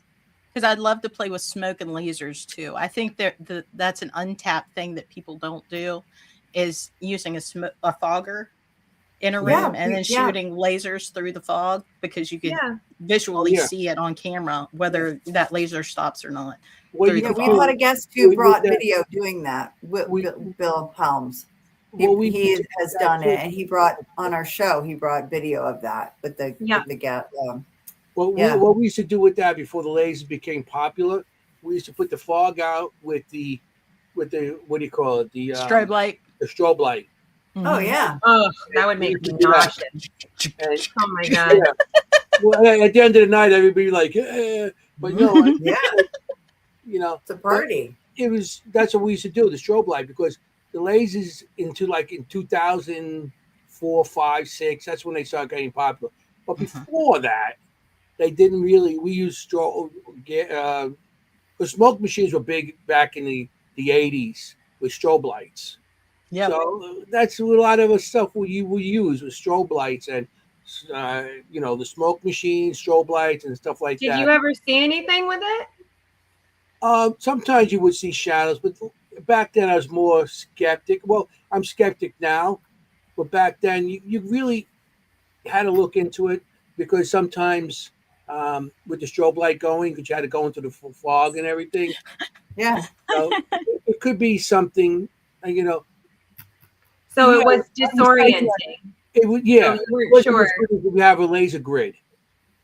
Yeah. It's not as good as a laser grid, because you got that strobe going boom, boom, boom, boom, boom, boom, and it messes with your eyes. Yeah. Let's mess with your eyes, and then you got that time period in between the seconds, whatever, nanoseconds, where in between, but you still got that doom between. And you have that shadow effect too with your eyes, because your eyes will trace the light. Right. It does affect your lights, like you said. So every time I got something, because a lot of times you're watching that, then you walk away and you got like these, when spots, the spots in your eyes, you're walking away, it's like. You know what those spots are? When you get dizzy and you see the swimmers on your eyes? Yeah. They're actually eye mites. They're actually microscopic bugs that live in your eyeball permanently. Oh, good. That explains a lot. Sorry, worthless trivia. I'm good at the that. Blood pressure is low, and so your eye retina has like pretty fine-tuned blood pressure, like pretty fine-tuned small. I just want to wish before Thank you. 305. I want to wish you guys had 2-year anniversary on the podcast. You and JJ Paranormal. Their podcast is on Sunday nights. Yes, it's so good. And I had a good time. I was on the show the other night, and I just want to wish you guys a happy, New Year again. And the show was. We love you. Mwah. Okay. Good night. Some people have to sleep early. Yeah. I'm retired. I don't have to get up tomorrow. So. Yeah, he's I'm an old. insomnia person. I don't sleep at night, and then I want to try to you sleep and on me during the both. day. You can always Yeah, message I'm up me all in the night middle of the too, night. But yeah, I've had lots of and I think part of it's my ADHD.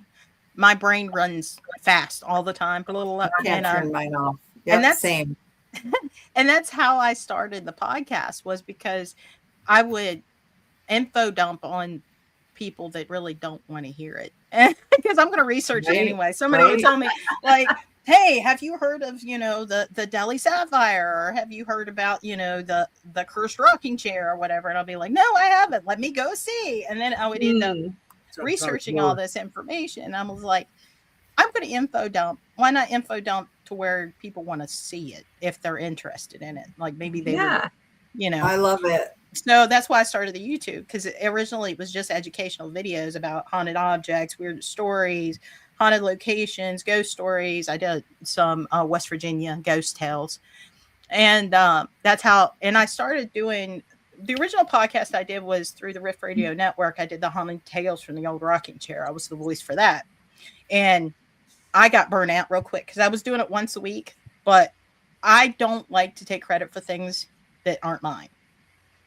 So even though I was using stories from Reddit, I went through all the extra steps to contact the author, to get their permission, to find out if they wanted to stay anonymous or whether they wanted their name posted with it. So that all took time, and then having to edit everything because I'm a perfectionist, and the sound dubbing and everything because I'd have background music and sound and all this stuff.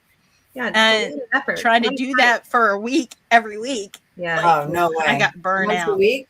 No way. Yeah. So I stepped away from that.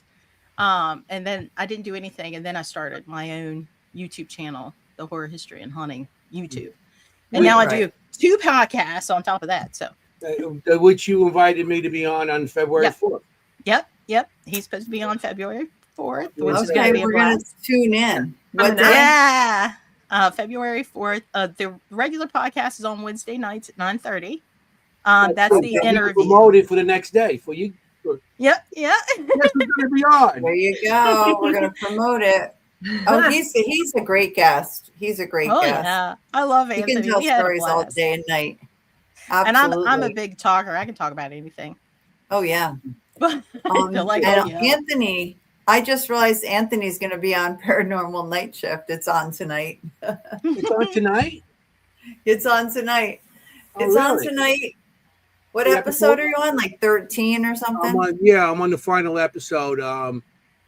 Nice. Episode 13, Haunted Union Hall, I believe it's called. Yeah. So yeah, that's pretty cool. Awesome. Paranormal. So yeah. On what channel?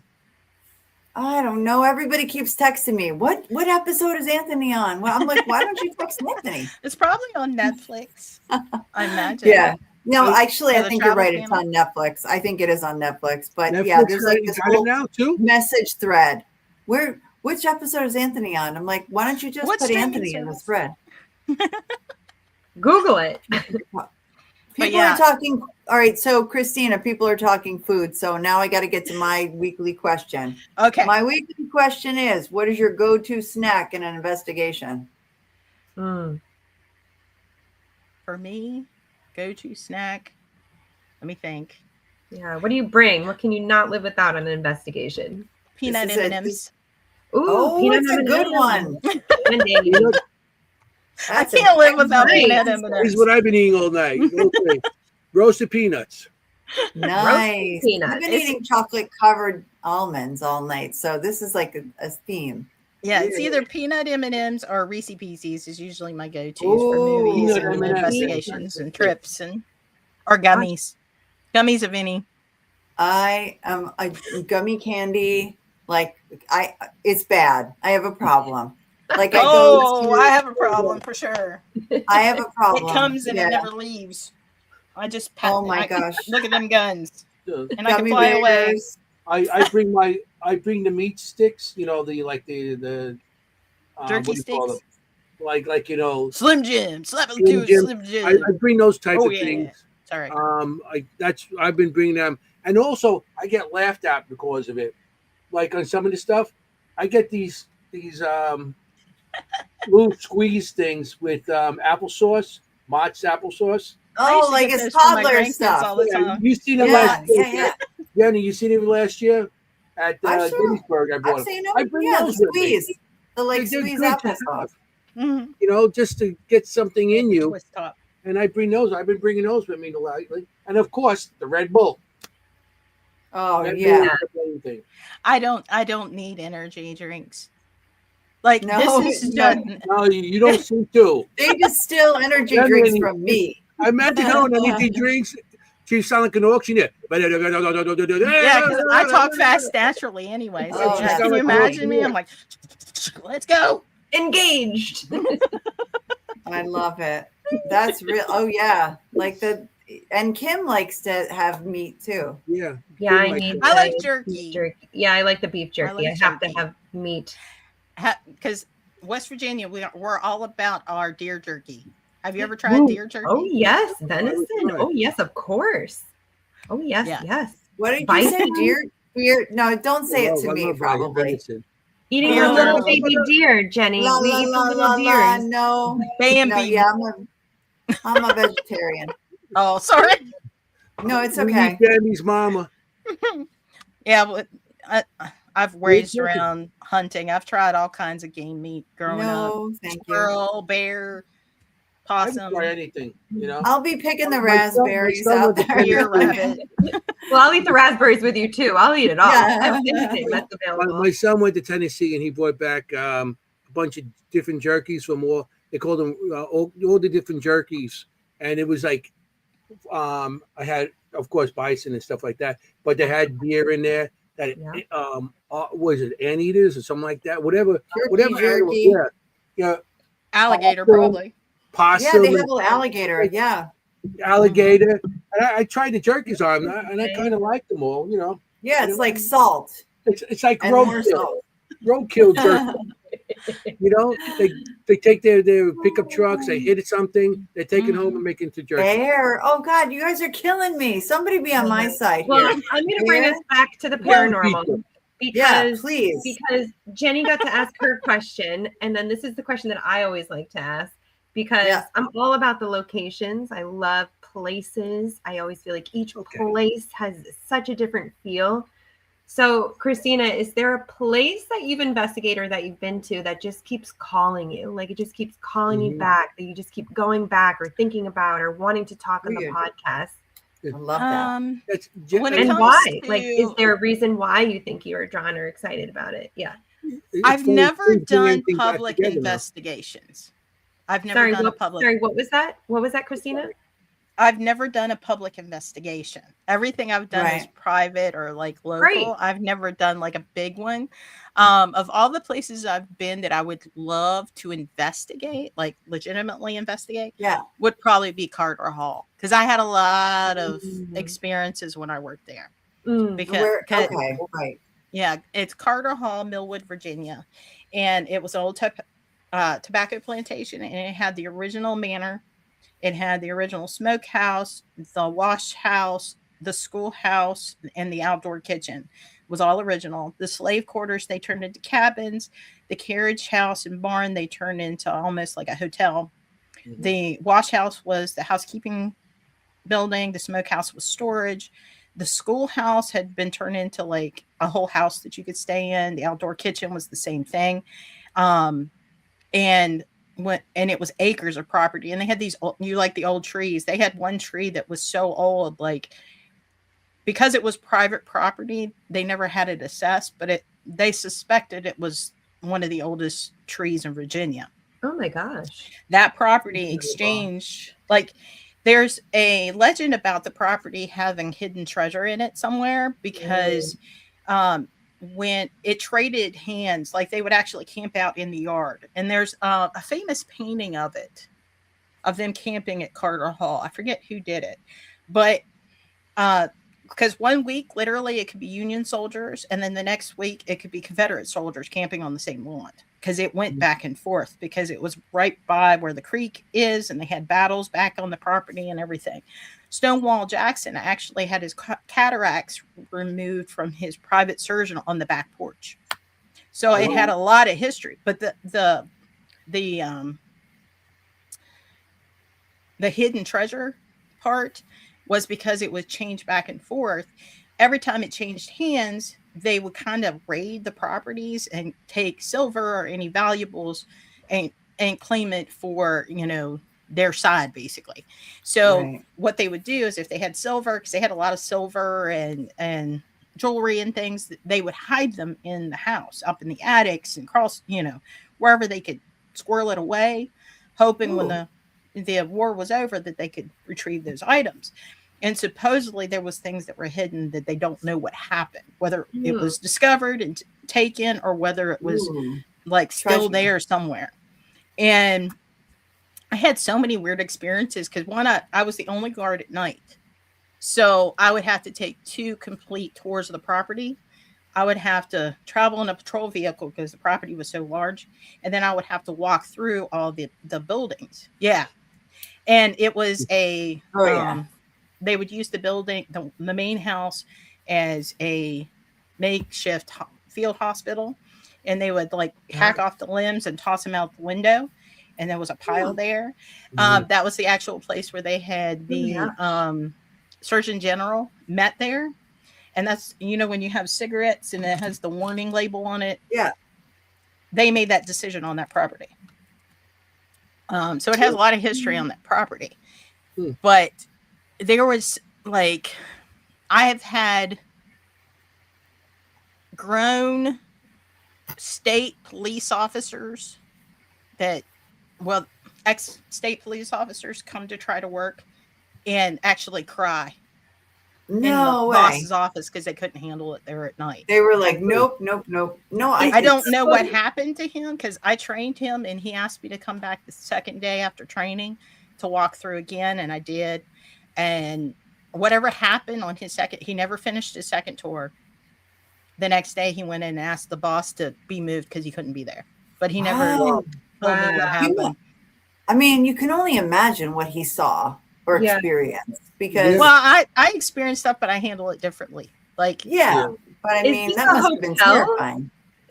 What is this now? Is it a hotel? It was a conference center. Center. And they had places there was the the Princess of Georgia, the country came. That was a big deal when I was there.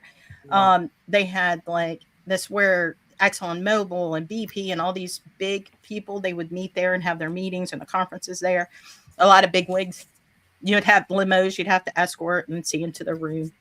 And that was kind of my job at night too. But I would have to go through 2 tours by myself through the buildings, and it was motion censored, and you had to put in the code and have access and go through.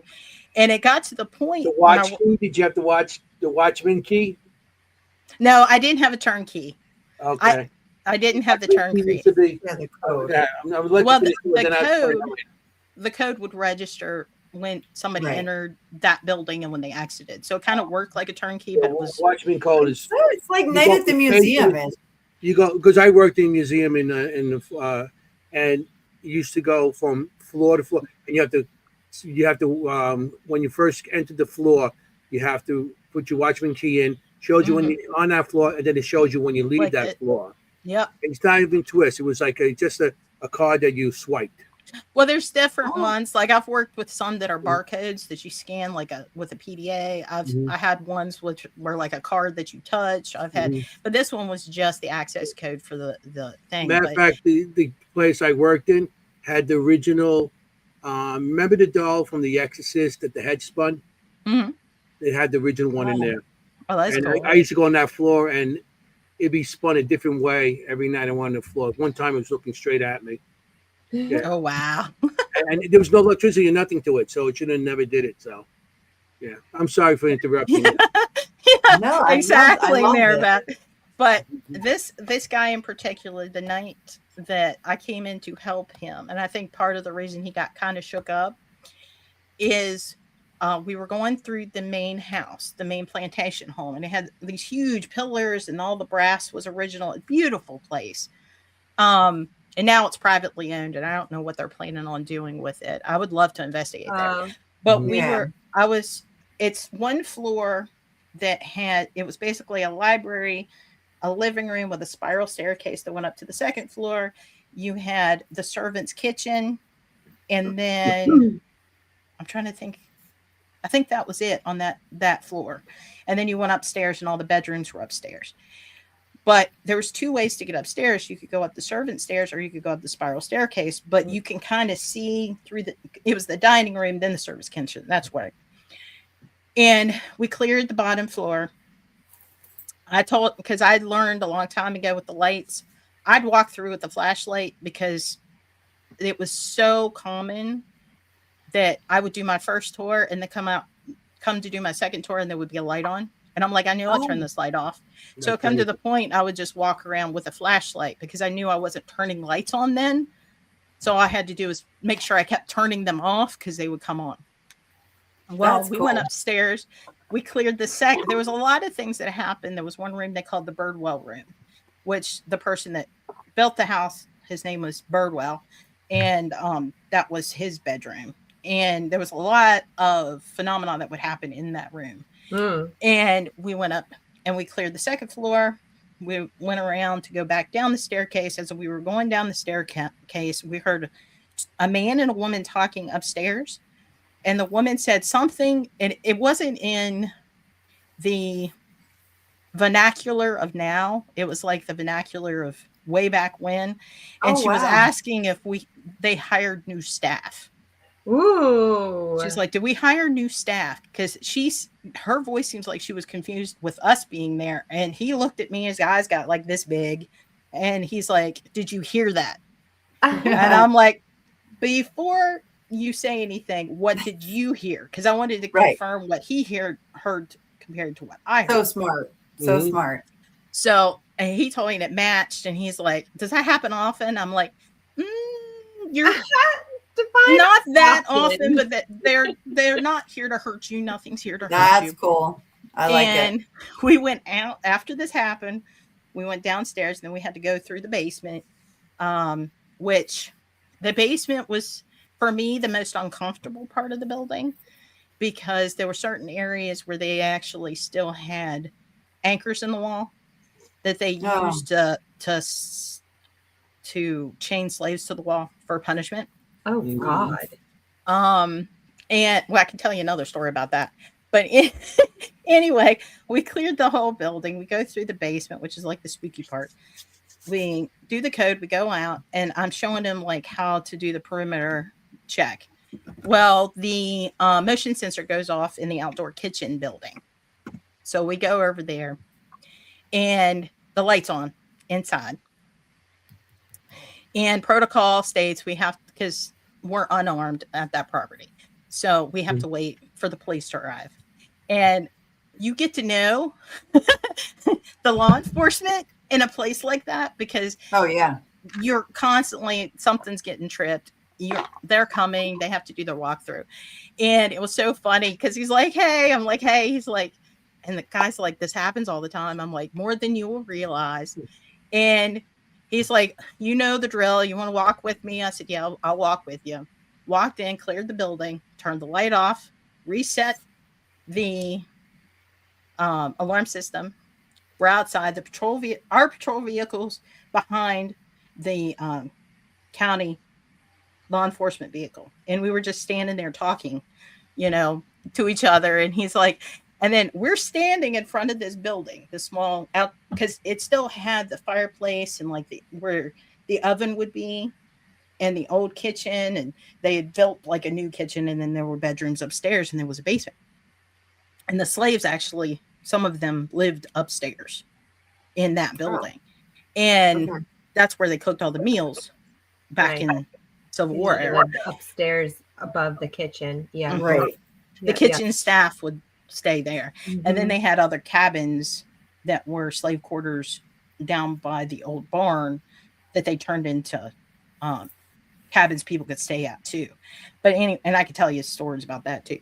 But we were standing there talking, and kid you not, we were just joking about, that you'll get to know these guys because if something like this does happen, it's good that it happened when I was here because you would see the protocols and all that stuff.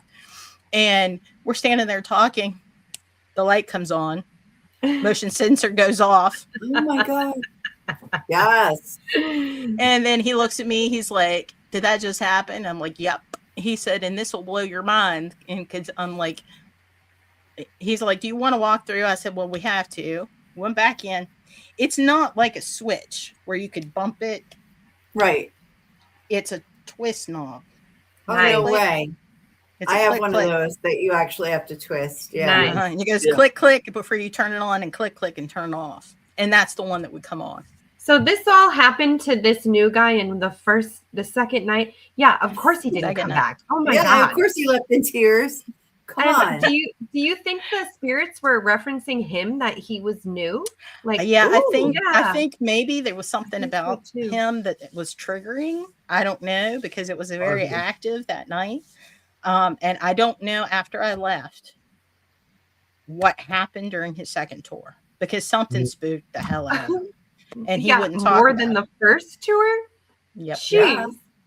But I found out stuff about that property that I didn't know. I didn't know where they had the hotel kind of thing was the old carriage house. I had no idea. I was in there cleaning when I was housekeeping. And that's how I got to research the property and everything, because I was in there cleaning and I heard, like, it sounded like a horse neigh and like tack being moved. If you've ever been in a horse barn and people shuffling tack around in the kitchen bar area. And I'm like, what the heck was that? Because there's no, like, this is a large property and there was no horses anywhere around. I'm like, why am I hearing a horse?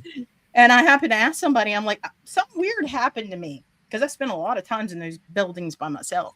Mm-hmm. And I'm like, would there be a reason that I'm hearing a horse in this building? They said, that's funny, because that used to be the old barn and carriage house. A horse.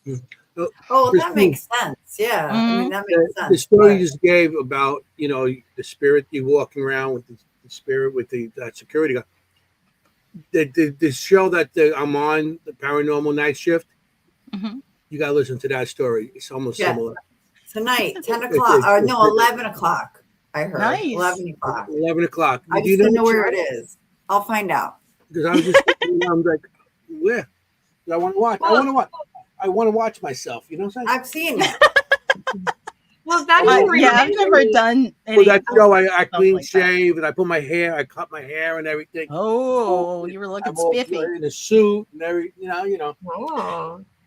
But yeah, I had lots of stuff, because, like, especially being housekeeping supervisor, there was be a lot of times like I would work extra hours after everybody went home, stocking stuff, cleaning brass, because they had the original brasses, like knockers and the lock plates and everything that had to be hand polished, because they would get fingerprinted up and tarnished really easily.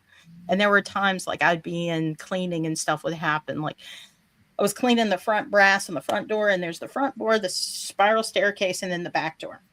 So I'm polishing, and you could feel it on the door, because I'm polishing the brass on the door knob and the lock, this big brass plate. Oh, yeah. And it felt like somebody hit the knocker. Bam, bam, bam. I'm like, okay. And I opened the door because I thought, well, maybe one of the maintenance guys needed in, and they knew I was polishing brass. They didn't want to knock me over, whatever. Go out there, and it's this big, long portico porch with these long pillars that go up real high. There's no way that they could have knocked on the door as a prank and then ran around the building where I couldn't see them. And there was nobody out there. I was like, what the hell? So I go in, I'm like, haha, very funny. Shut the door. I go in and go back to polish, and then somebody knocks at the back door behind me. So I go to that door and open it. I open the door, and then one of the maintenance guys is in the gardens, because they had like these bushes that they had to trim in different shapes and crap out there. And he's way down there trimming bushes, and there's nobody else. And I'm like, okay, guys, I really need to do this. Can you please let me polish this brass so I can go home? And I'll leave you be. Yeah, you're bargaining with the ghost. We've all been there. Yeah, it's like, I've got work to do, guys. Like, let's not mess around. Like, if you do this for me.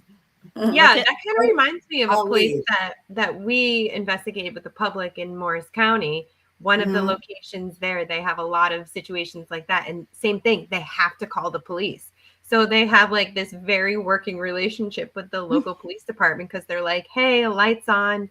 gotta come in, and they go in, and it's just like a really routine. But yeah, that's crazy. That's amazing. And I had a lot of stuff. We have 10 minutes left. I just want to. Oh my gosh! Can you? Sorry, I talk a lot.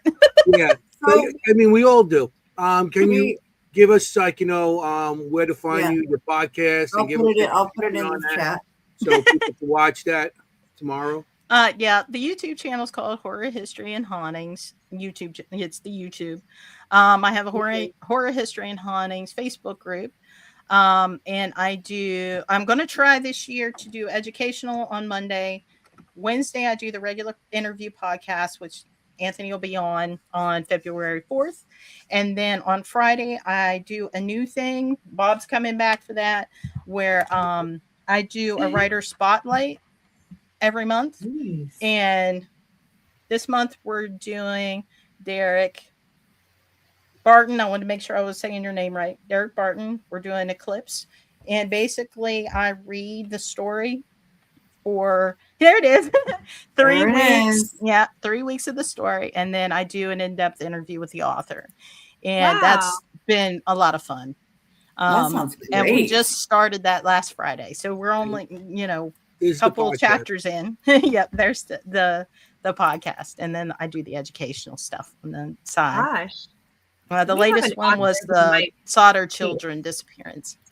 I saw that. Which is an older one I recorded. I'm pulling stuff out of the archive and kind of emptying that before I do new stuff for the next year. So that's awesome. Yeah, it's a lot. It's a lot, especially you try to do every week. It's a lot. And I'm writing a can I ask one more question, guys? Story for an anthology. Go ahead. Yeah. I have 2 anthologies, short stories, and a fiction novel that I'm working on. Oh, that's what I was going to ask. Okay. Yeah, I haven't done any nonfiction because I'm not there. I want to get more public investigations and meet people and learn a lot more about, public investigating. And if you need any questions answered, you got 3 of us here. Come investigate with us. Yeah, we got. I want to go to the cabin on 360. I want to go there. Yeah, yeah. Well, let me know because, I know some of the guys there. Dennis, we had interviewed. Had him on. Yeah. And we met them in Gettysburg because they were right across from us. Yeah, they were. The cabin at 360 is actually where the Orion Effect, the founder of the Rift Radio Network that I worked through for my podcast, that's where that podcast, they used to do it in the basement. So of Cabin 360. So I'm familiar with That's right. The story and everything at the cabin. So yeah, that would be a good one. And I'm sure if I contact Dennis, he might. That'd be good. Well, we are planning on that. Are you going to Hanover? Are you going to Hanover Tavern this end of this month for the Paracon? I didn't know anything about that one. The 31st. We were supposed to be there, but it ended up that I have to take care of some issues, so I couldn't go. I know. I was looking forward to that. Yeah. But we'll go next year. Yeah. A lot of. I want to show you something. You talking about the night shift, the paranormal night shifting. This is me behind the scenes, being actually recorded. Oh, look at him! There he is. Clean shaven, short hair. Look at that suit. Look at that. Wow, that's good. It was 2019. It aired in 2020. 2020 it aired in December because they had that period of time they couldn't record. They couldn't put anything out there because of the pandemic. So that was that's me. Look at me. Hey. Looking good. That's the guy setting up in the background. That's the miking me and everything. Hey, that's me behind the scenes. I love it. So, I mean, we have 6 Speaking of acting, wait, Christina, you said you're an actress, right? I've done a little bit of indie, nothing big. I was supposed to be in a short film, and they kind of fell through because there was a writer director thing, and they kind of split ways. So I played a psychotic delusion in that, but unfortunately you won't ever get to see it. I had skull makeup and wow. And then I play a little bit part. I'm in one scene at on the Flower City Butcher. I play somebody that goes into the shop and the murderer kind of stalks us in the shop and we get freaked out and we leave the store. And I actually, where is it? Are these kept horror the prop. horror movies? Yeah, the Flower City Butcher is a horror movie. It's from Forever Entertainment, and this is the actual prop from the show, the movie that I purchased in the actual movie that I bring up. Oh my gosh, that's cool. You're into and it. I was supposed to be a part of the party scene, but I didn't get to make it this December. And these were supposed to be my faces for the party scene because I was supposed to be somebody else for that, but I wasn't able to make it. So I've done a little. So you're really comfortable in front of the camera, like, and not me. No, I'd no. be Awesome. Like my first experience, I was kind of weirded out a little bit because I've never done it before. But Heidi McCack from McCack Films, she made me feel so comfortable about it, and same thing with Mandy and Anthony. They let me kind of be my own character, so I ad-libbed and they kind of went with it. So it was a lot of fun. I learned a lot. Like, I wouldn't say I'm remotely experienced, but you do it again. Yeah, definitely. I would do it again. It was a lot of fun. It's a lot of work. Sounds great. When we did that one scene in Flower City Butcher, we didn't get to leave till like 5 a.m, and we started at like 5-6 o'clock that night. Wow. So it's long hours. Sounds and it's right. doing the same thing over and over and over. But it's a lot of fun. It's a lot of good people. I'm not laughing at you. I'm laughing at the comment about how Anthony cleans up good. It's okay. People laugh at me all the time. It's fun. Yeah, when I take a shower, I'm pretty good. You are amazing. We are so glad to have you here tonight. I was really excited that you were our first guest this year because I knew you were going to be a live wire. 26. And it's an honor to be here. I love the energy. Yeah. People love your energy in the audience.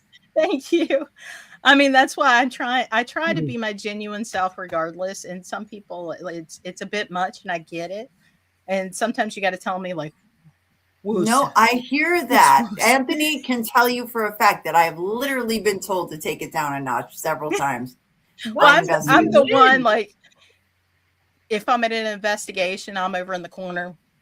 Yeah, that's me. And I've literally been told you gotta take it down. Yeah, they're like, I don't think it was we you. We can't hear the ghost because you're talking too much. You need to. But yeah, it might have been you. Like, hey, it was me. He was like, yeah, he does this thing. I'm like, oh, the Sicilian, knock it down. Not good. Not good. Yeah. I did all a lot. He goes, yeah. So, all right. We got 3 minutes. I want to say thank you for being on the show. Yeah, and thanks, we appreciate it. Thank you so much inviting for fun. We had so much fun. The audience loved it. And yes, so I'm glad you talked a lot because it did give me a time to not have to talk. And give me a little rest there. So yeah, we've got people on come on the show sometimes. It's like we trying to get things out of them, and you just keep like, on. Oh my God! Listen to this. Anthony is always trying to stifle Jennie. Discuss. Hey, I am not trying to stifle it. No way stifling Jennie. Right? He goes. I'm going to bring out the hammer. Yeah, hammer. The ball beam for the memes. Okay, so we have to end the show sometime today. I know, sorry, it's too fun. Because the producer's gonna say, hey. I know, we're gonna get in trouble. Yeah, we're gonna get in trouble, and then we're all gonna have to sit in the corner with dunce hats on. Okay. So I just want to thank everybody for showing up. What, Kim? Check out our podcast Wednesday nights. Yeah, Wednesday night. Yeah. 9:30. Oh, mine? Yes. ADHD. I went somewhere. That's okay. Monday, I'm releasing educational videos at 6. Wednesdays at 9:30 is the interview podcast, and Fridays at 9:30 is the horror history and haunting library. Perfect. Will you do us a favor and always feel free to share that on our Secrets Chronicles Facebook page? Okay, I can do that. If you want to spread the word, I mean, I can share it too when I see it. But you know how the algorithm is. If I miss something, that you want Right. to share, feel free. We got Right. 30 seconds. And if anybody needs a parapsychologist, I have a bachelor's degree. I'm working on my master's, and I have a 2-year Oh, awesome. electronics diploma. So I kind of We didn't understand. get there. You got to come back. You got to come back. It's excited. You'll have to plan something, do an investigation yes. or something, hang out together in the dark. We are looking down to get down to West Virginia sometime, so we'll let you know. Yeah. That, Right. that That'd be area. awesome. So, all right, we got 50 seconds left. I just want to thank everybody for showing up. Christine, thank you for being on the show. Everybody in the audience, we had Thank such you. a great time. Yeah. The audience was very responsive tonight. And Yeah. I just want to say, you got to be safe out there. You want to look for ghosts. You don't want to be a ghost. Hey, Happy New Year. And Happy you don't want to be 2026. ghosted. You don't want to be ghosted. So, There you go. We should have that one, Anthony. happy 26. I think Okay. she got you. For Matt, forget about it. Ciao, familia. Good night. Good night. Good night. Good night, everybody. Stay on, Christine. Hey, how you doing?